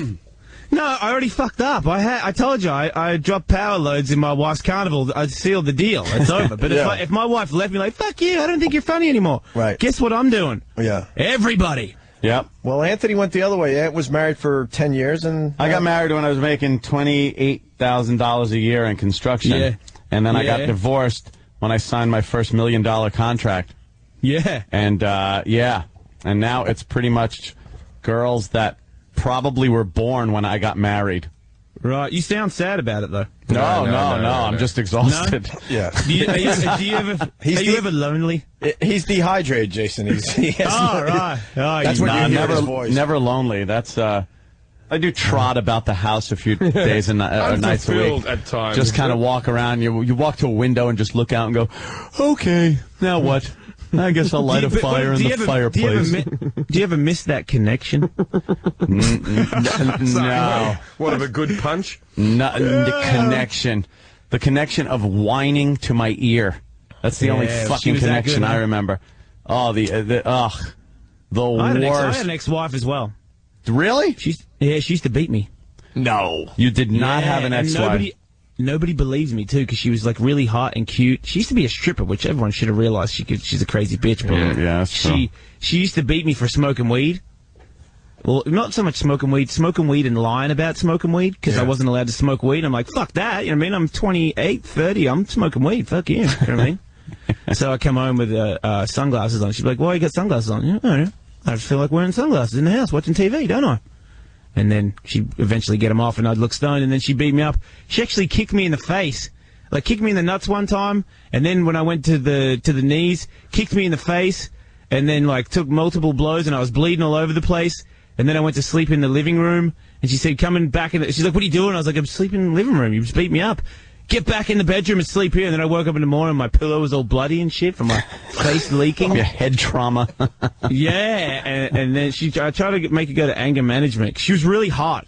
You know when you're dumb and you bang chicks because they're really hot and you don't care about how torturous your life is because when you're banging them, they're really hot? No, there's nothing dumb about that. That's just reality. There's nothing dumb. Well, then... I don't know what happened, but I was really into that. I was really felt like it was worth it. You know what I mean? Like the whole day, I'd be like, "Oh my god, you are a fucking moron," but you're pretty hot.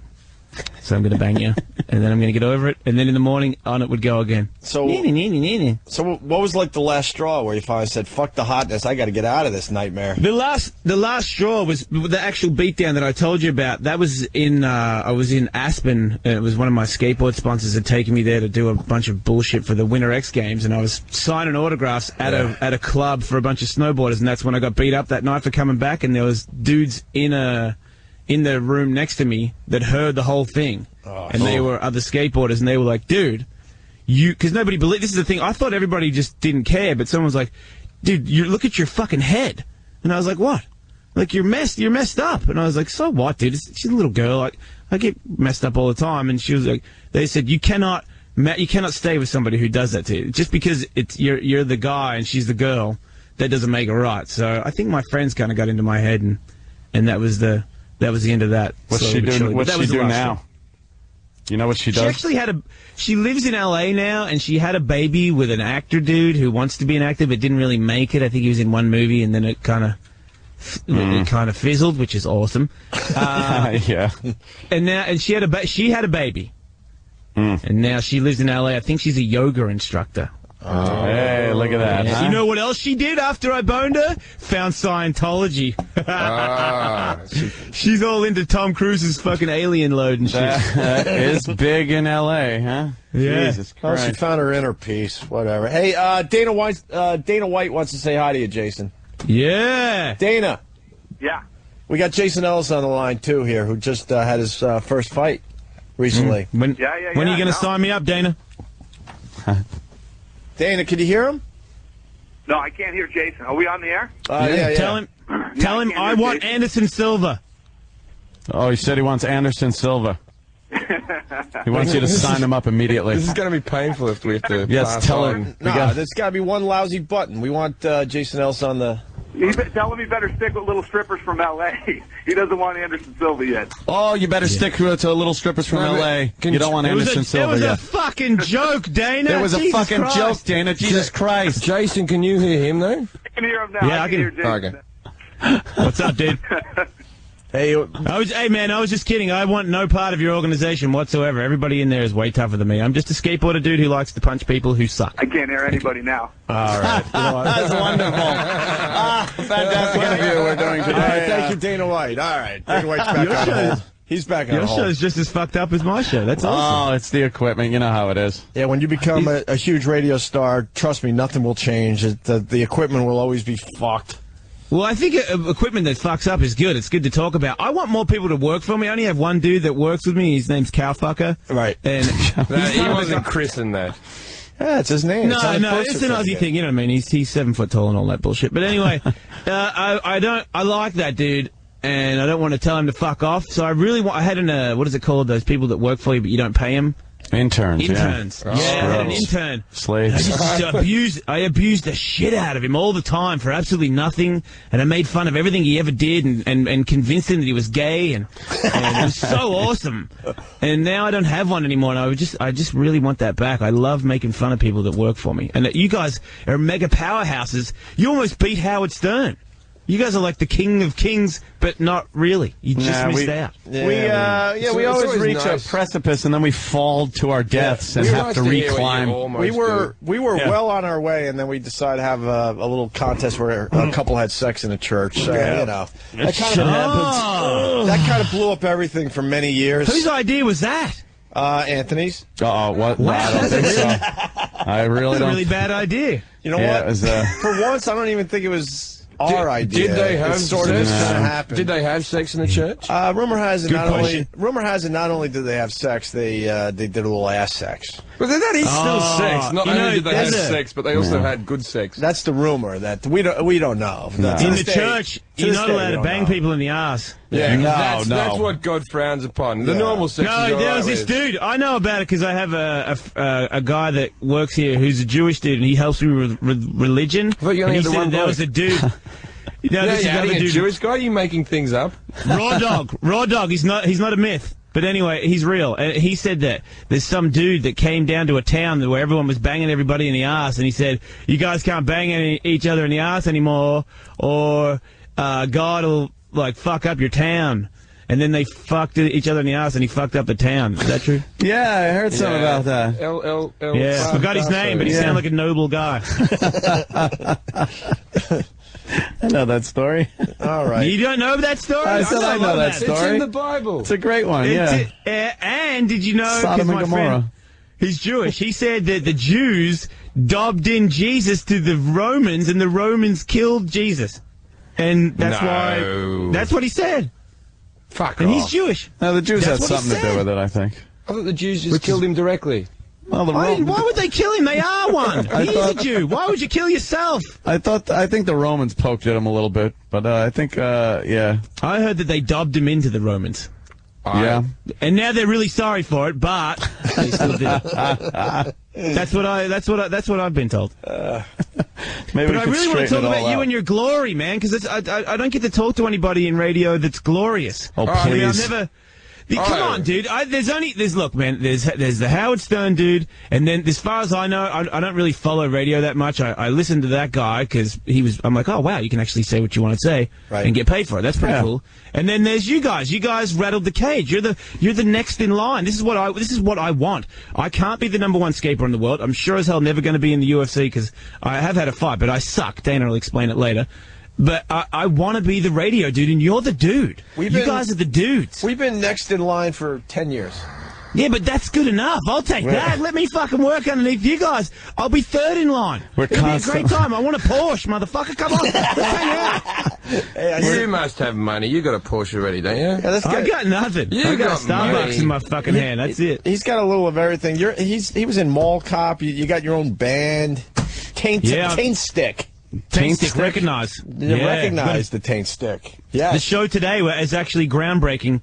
A new song. I'm actually not. Yeah, fuck it. I'll tell it. A new song that no one's ever heard ever before is going to debut on the Jason Ellis Show today, and it's all about my truck that I have, which is very riveting. I'm sure you can imagine. A song about a truck? Is it a country song?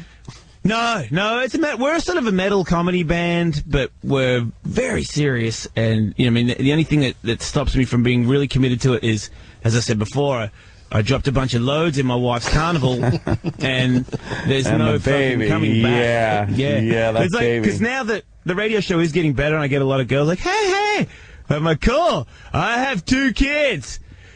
You probably want to blow me? Awesome. That works out fucking sweet now, doesn't it? Motherfucker! I got nothing! I wake up fucking 7 times a night. Fucking bitches want to blow me now? Shit! I hate it, man. MySpace, hey. I won't even click on it anymore. I have direct ones where they say, hey. I'm like, wow, that's what you're saying. Okay, fuck you. I can do you. I can do all of you and your friends. Hey, I heard you talking about threesomes. I've got a friend who'll fuck you. Great. Cool. I'm just going to go burp a baby. And then I'll be right back. Fuck, I'm going to go watch a human come out and rip my wife's uterus in half.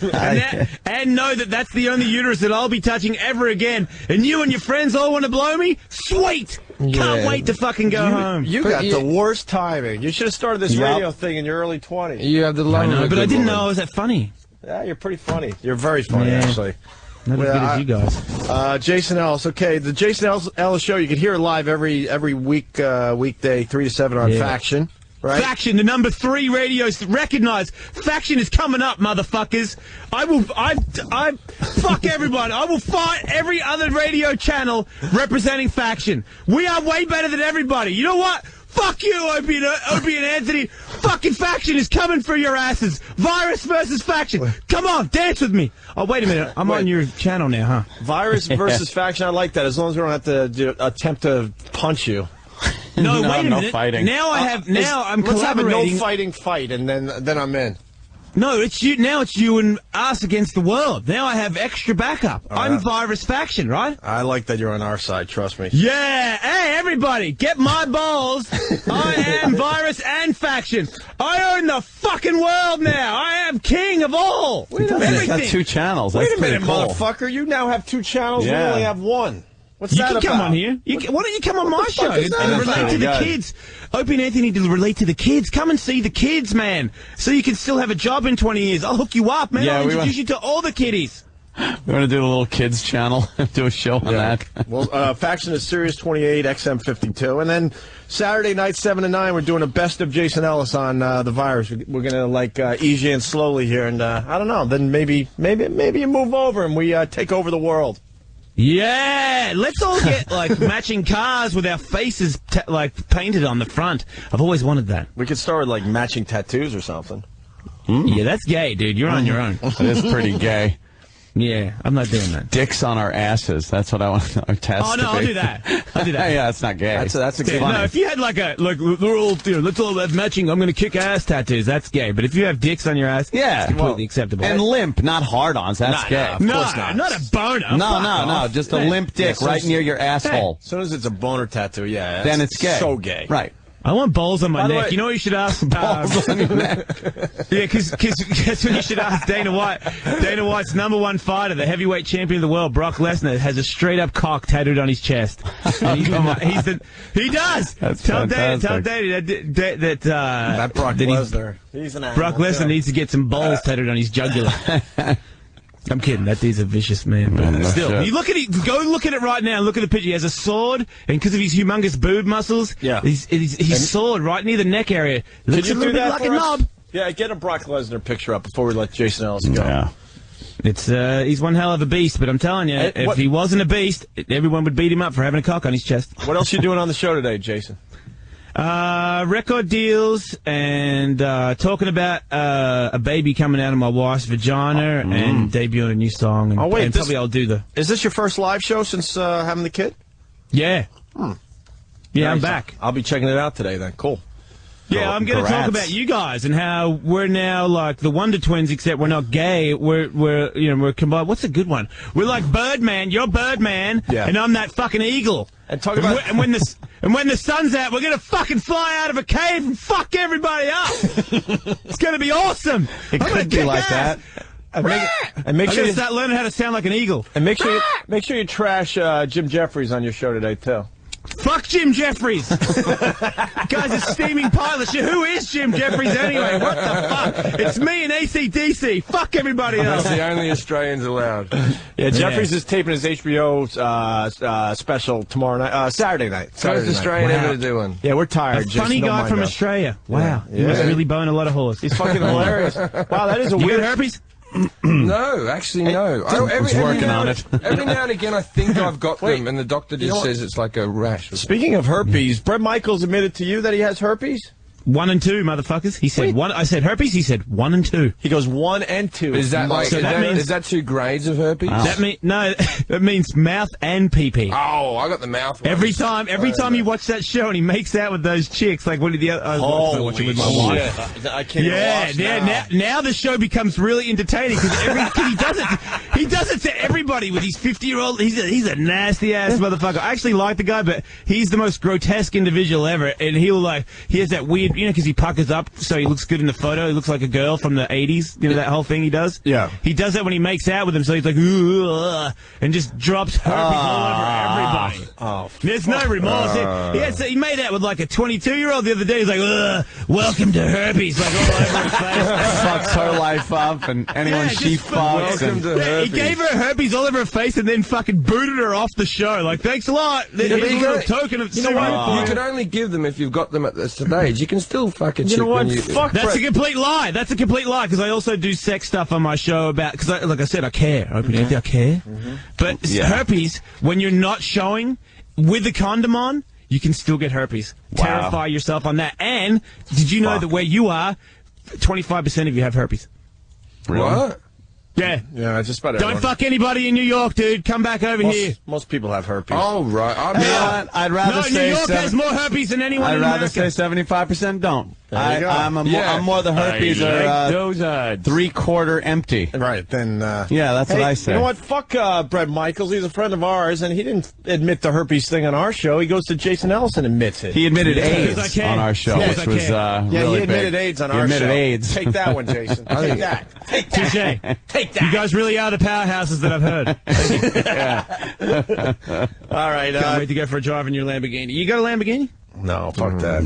Just the fuck, man. Come on. Manhattan, you know. I live here. It's Where are you driving? You drive, do you? Where are you driving a Lamborghini in Manhattan? I've driven Lambos before down. I drive them to my mommy's house. Yeah, well, out on Long Island, I got pulled over 80 times. Ant's part of a car club, so I'm suburban. He gets to drive the fancy cars. Fucking Ferrari 430. Yeah, see, there you go. Fucking Shelby around. GT500 that I just shipped out to Vegas to come back at 720 horsepower. What happened to that car?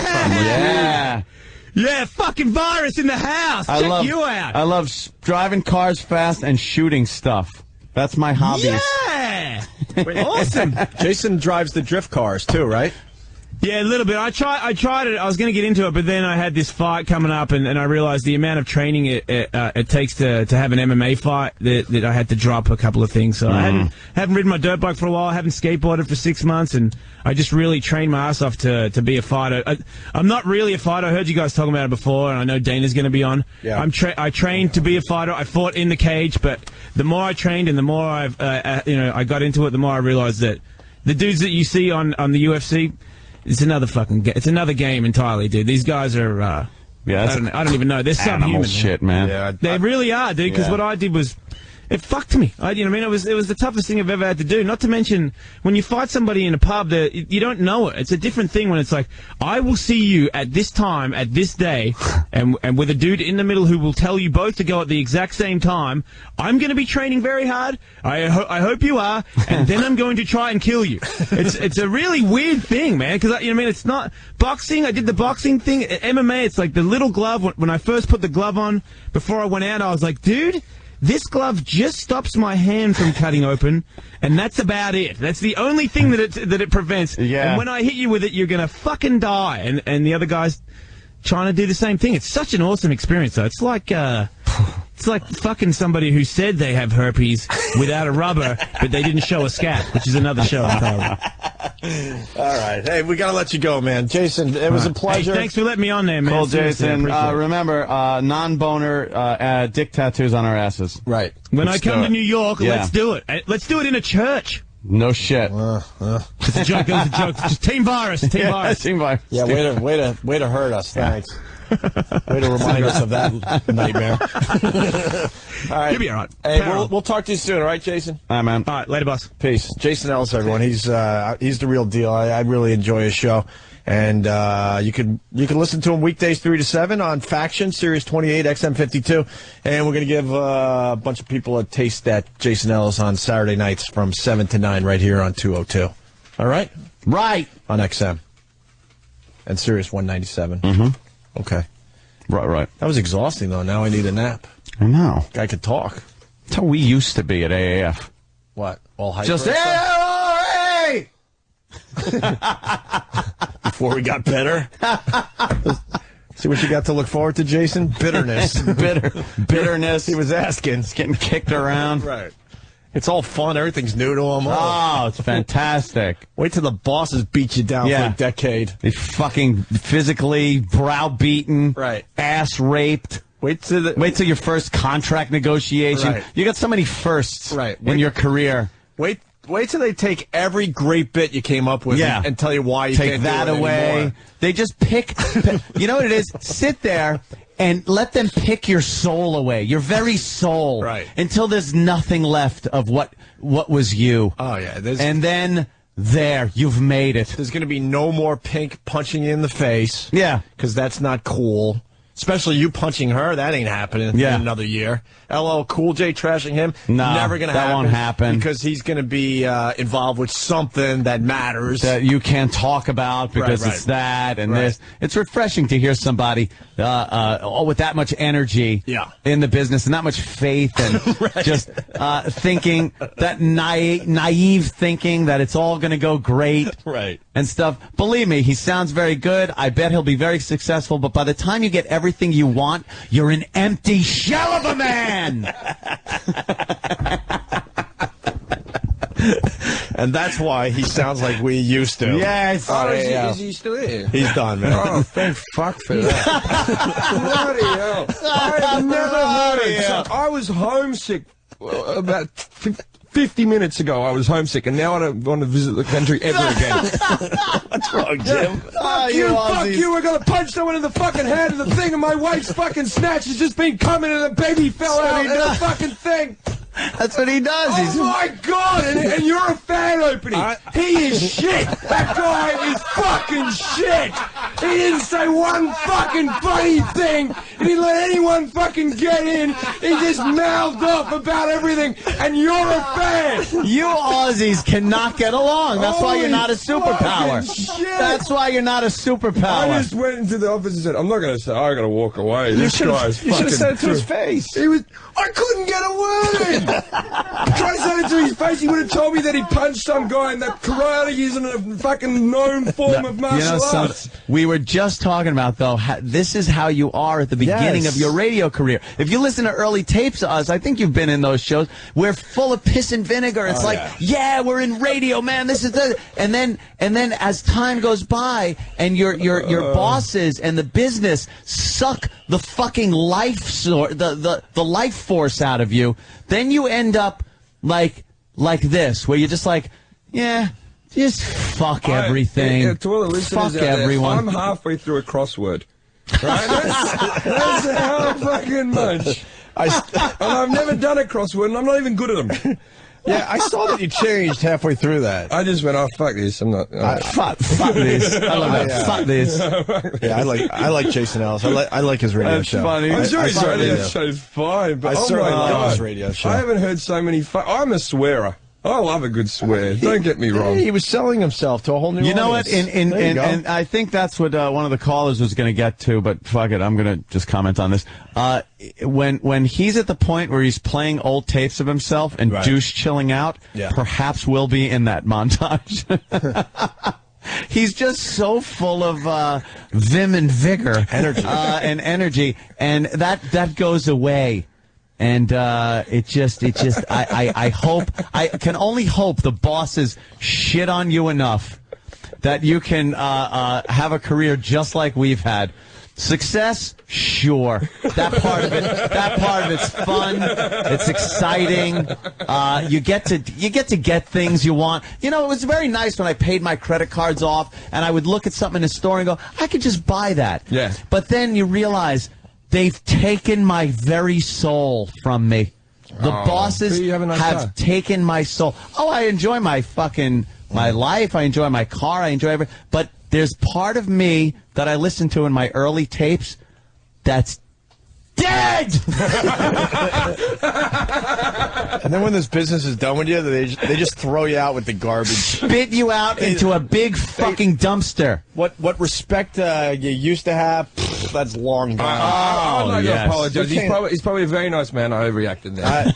I feel bad now. I feel bad because you react however you want, people going to be writing in that I'm a whinging bitch now over doing that. Whinging bitch. No, you know what I can say to them? Fuck you, fuck your friends, fuck your sister, fuck all your friends' sisters, fuck karate, fuck Jim Jefferies, fuck the world. I moved over to America when I was 17. I haven't dropped the accent because I'm a bit of a fucking cunt. I know this is going to get back to him, so once again. Yeah, have me on your show, Jason. I'm a fan of Jason Ellis. Fucking Jim Jefferies is yeah, Jefferies, you are hilarious. Fucking guy. E-Rock, what do you got? Well, it's funny that you guys are explaining your old stuff to Jim Jefferies, because tomorrow we have some new old O&A stuff for you. Sorry. What do you mean? Some new AA stuff that you haven't had a chance to review yet. Great, fan-fucking-tastic. What did you find? Dude, there's 4 hours of scoped material that I'm still going through. What did you find? What is this? Is this our old material. Douchebag files? This is our old material. This is the shit I don't. Really uncomfortable. I feel the same way about my old stand-up. I went to my old stand-up, and I was a hack, man. Can't fucking watch it. I was a hack. 18 jokes and shit. Oh my god. Oof. Oh, what is it with this shit? Why do we have water? Like, what's wrong with the tap? Fuck, I was a cunt. Well, you know what? But we threw it on the channel. E-Rock or somebody was throwing it on the channel like it's like we're still proud of this stuff. Like, no, if we're going to play our old shit, you got to give it to us so we can mock ourselves. People were listening to that like it was us. Serious? Yeah. Like, seriously doing before we said, what the fuck you doing? Don't just throw it on the channel. People are going to think that we... No, we got to make excuses. Yeah, now we can like, kind of, mock ourselves. Stink on ice. There's some interesting giveaways that you guys were doing. Like what? Just no. I think you continued on with a Soundgarden weekend. Yeah. We've only touched the surface of that. What was the Soundgarden? You got to expand on this. They were giving away some backpacks full of really cool Soundgarden prizes and tickets to a show. Shut up, Jefferies. It was actually Savage Garden, and it's all in the delivery too. How we're all just happy to be there. And we got a backpack. We got things in the backpack. Oh. And I'm just like, I think everything's funny, and I'm just fucking. I'm so happy to just be in the seat. Rupert. Yeah, I was Rupert Publican. What? Yeah! Yeah! Rupert Pupkin. That's it? E-Rock. I don't remember the rest. You got one clip we can play before we get out of here? What happened to the can't leave on that note. Guy? Do we not even get to speak to him? No, his connection went on the fritz. Dana, fuck him. We'll get him. Yeah, I got things to do today. We'll get him eventually. Fuck him. Fuck his fight. Fuck everybody. Wow. Fuck you. Fuck you. I've had a kid. God damn, man. I guess they got what, a UFC fight happening? Good for them. Use your Google and figure it out. Google. I gotta go home. Yeah, let's get the fuck out of here, man.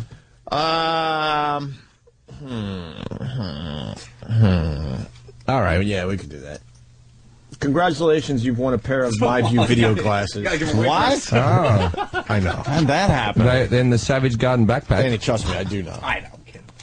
So that means the first person that calls will get this, because I just said you've won a pair of My View video glasses. These things, first caller? Yeah, right there. Oh, there it is. Let's go. What the fuck do you want? Hello? What the fuck do you want? Hello? Hello? Hello? What You're a dumb loser. Hello? What the fuck do you want? Hello? Yeah, what do you want? Me? Yes. Yeah, you. It's Laura. I want glasses. Laura who? Newsday Laura. Oh, we like Laura. I can't call you a cunt.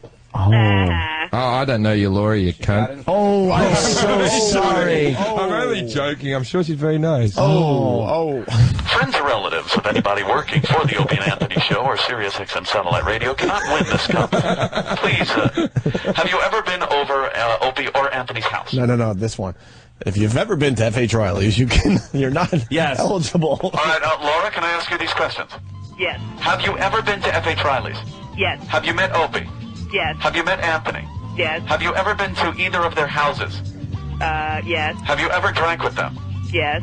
Finger in the ass. Have you ever had a finger in your ass from either one of them?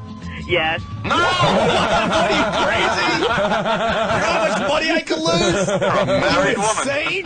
You're not worried about losing your wife. It's the money that it came down to for you.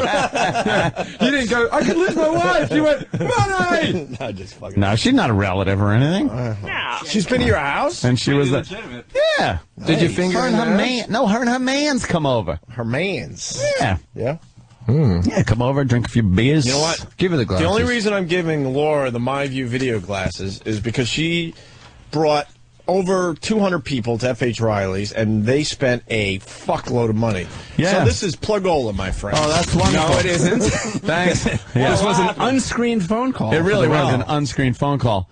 And thanks for doing that on a day where I thought I'd go to FH. She's the only and, person still listening. Everyone turned off while Jason was on. You know what? Once again, I want to say that it was nice standing there 4 deep. Big fan of we Jason went Ellis. to FH and we all got the flu. Yeah, we all got it was being called the FH Riley's plague. But can we make it perfectly clear that it had nothing to do with my brother's food? No, it had to do with the 18,000 people. people that were in there that I couldn't get a fucking drink at the I couldn't get a drink at the fucking bar. Hey! I was being treated like a second-class citizen. What, put me on the pay me no mind list? Come on. Help me out here, Henry. I need a drink. I was trying to get a Guinness. Sunday, F.H. Riley's. Yeah. Parade day. Well, that's good. And another time you announce it and it fucking packs up and I can't get a goddamn beer. No, it's St. Patty's Day, well, not day, St. Patty's Parade Day. No. So all the bars in Huntington are going to be packed. It's going to be a great day to be in Huntington this Sunday, but F.H. Riley's, of course, Is this the place Sunday to St. be. Patrick's Day? No. No. They do it a week early. Oh. You know, because every town has to have their St. Patty's Day parade, so they kind of... And they don't want it to get overshadowed by, like, the New York City parade. So they do it, like, separately. Yeah. Laura, you've won a pair of MyView video glasses. We've been talking about these things. They're awesome. Sweet. Super psyched. MyView connects to your iPhone, your iPod, your video player, turns that small screen into a big screen viewing experience. And now MyView and the movie Watchmen... have teamed up. Visit myview.com/Watchmen to get free movie content. That would be myvu.com. Laura, congratulations.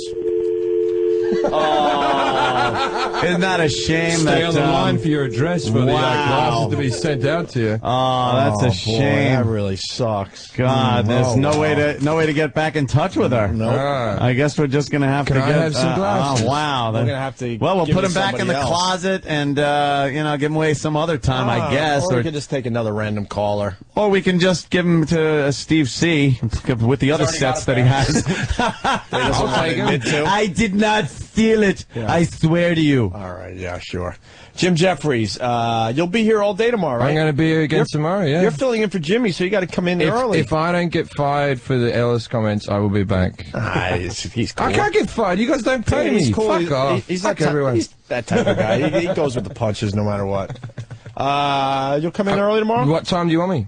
Well, I mean, Ed, we could do a little time by ourselves if you want to sleep in a little bit. But Well, I was here at 7. I can come in at 6:30. Perfect. There we go. 6:30. We'll do the first break, and then you join us tomorrow for the whole show. Excellent. As we lead up to the big HBO taping on Saturday, we're very excited for you, Jim. I'm very excited. Extremely I'm going to go excited. see my set today. That's Fuck you, you can't. Yeah. Yeah. What's the set? It's just a couple of big J's back to back, you know, that's all you do. It's red with a couple of big J's. Couple of big J's. Otherwise, they said, do you want Jim written in big... I went, Why don't you get one of those... Why don't you go hack and have what? What was it? The red... what the fuck were you talking about earlier? The red kangaroo?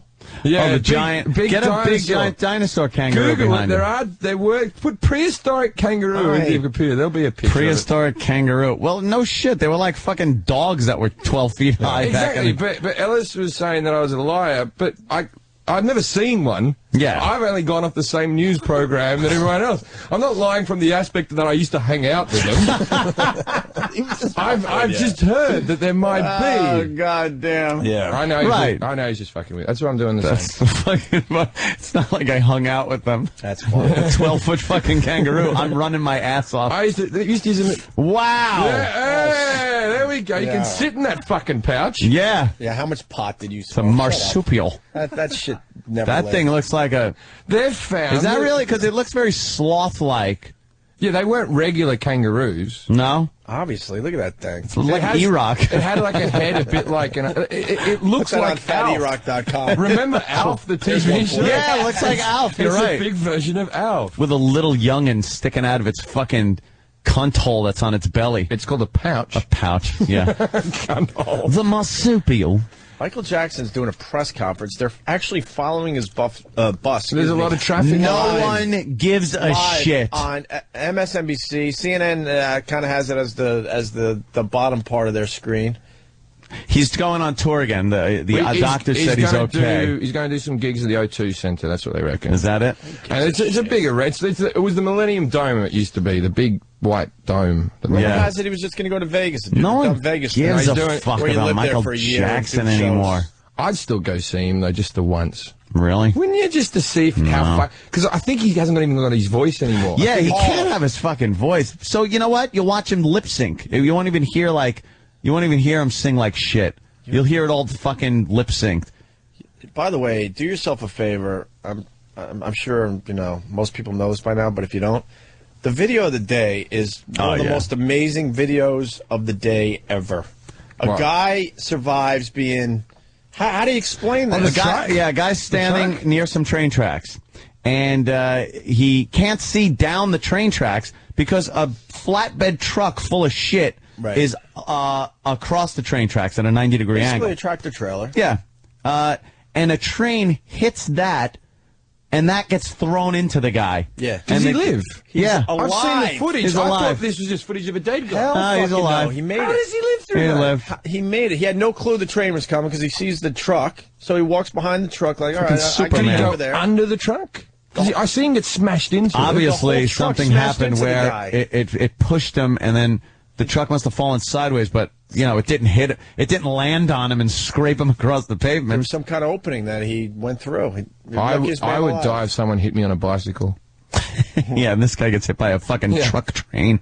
I wouldn't last a second with a truck. All right, we'll see Jim Jefferies tomorrow. Yes. Right, cool. Who is the big guest? Who are we going? You, my friend. All right, cool. That's it. You're the big guest. And it's Friday. We're going to ride your ass. Yeah. Oh, that's right. Because we're down to doing 4 good shows a week. Fuck the 5th one. Actually, weekend officially starts for us. I consider it now. For you. Because, no, for the entire show. Okay. Because it's Thursday, and now I'm off until Friday, and Friday's the weekend. Right. So I could push it up. It's almost like a vacation day, like a 3-day weekend. Because it feels good, because you got the next day. Yeah, and tomorrow's Friday, so it's fucking party day anyway, so extend it out into Thursday night. That's what I say. I'm going to nap, and then drink. I'll put that on my fucking Facebook, so just in case anybody forgets what I do on a daily basis. Oh yeah, you got to update your status. Yeah, I got to update my status. You got to have people knowing what you're up to. I'm going to take a nap. Your status sometimes. Yeah. You always do update your status more than anybody else I know. I know. I always know. Oh, Anthony's watching a movie. I was very excited when I saw your name, and it was like, oh, Jim Jefferies. I'm going to accept him as a friend. He is a friend of mine, and he will know what I'm doing on a daily basis. No, I love it. You hourly basis. You watched Milk a couple of weeks ago. How yes, did you enjoy I did. That? I watched that fag fest. That was Milk. I'm Harvey Milk, and I want to recruit you. Fucking just playfully spanking each other, young Hispanic man's bottom. I like that movie. It was a good movie. It was a good movie. Yeah. Sean Penn was fucking ace. Amazing. Because he didn't camp it up. He just played it a little bit off kill. It was obvious he was going to win Best Actor. Yeah. I called that one. Well, I thought Mickey Rourke might have won it. No, he was playing himself. Mickey Rourke was I the said people love the comeback thing. No, I understand the comeback thing, but what hurt him was when he started doing interviews because he was getting all that attention. People were like, wow, he wasn't acting. He was just himself in this movie. Yeah, you realize he was just a dolt. Right. Fucking dolt. You look at early pictures of him, and it's not the same guy. No, the plastic shirt, he's all It's like a train truck hit him or some fucking shit. We go home now. We're out in the. All right, guys. See you tomorrow. Thanks for listening. Even though we sound bitter, we certainly appreciate that you listen to this show. Oh, we don't just sound bitter. Come on. Now go fuck off.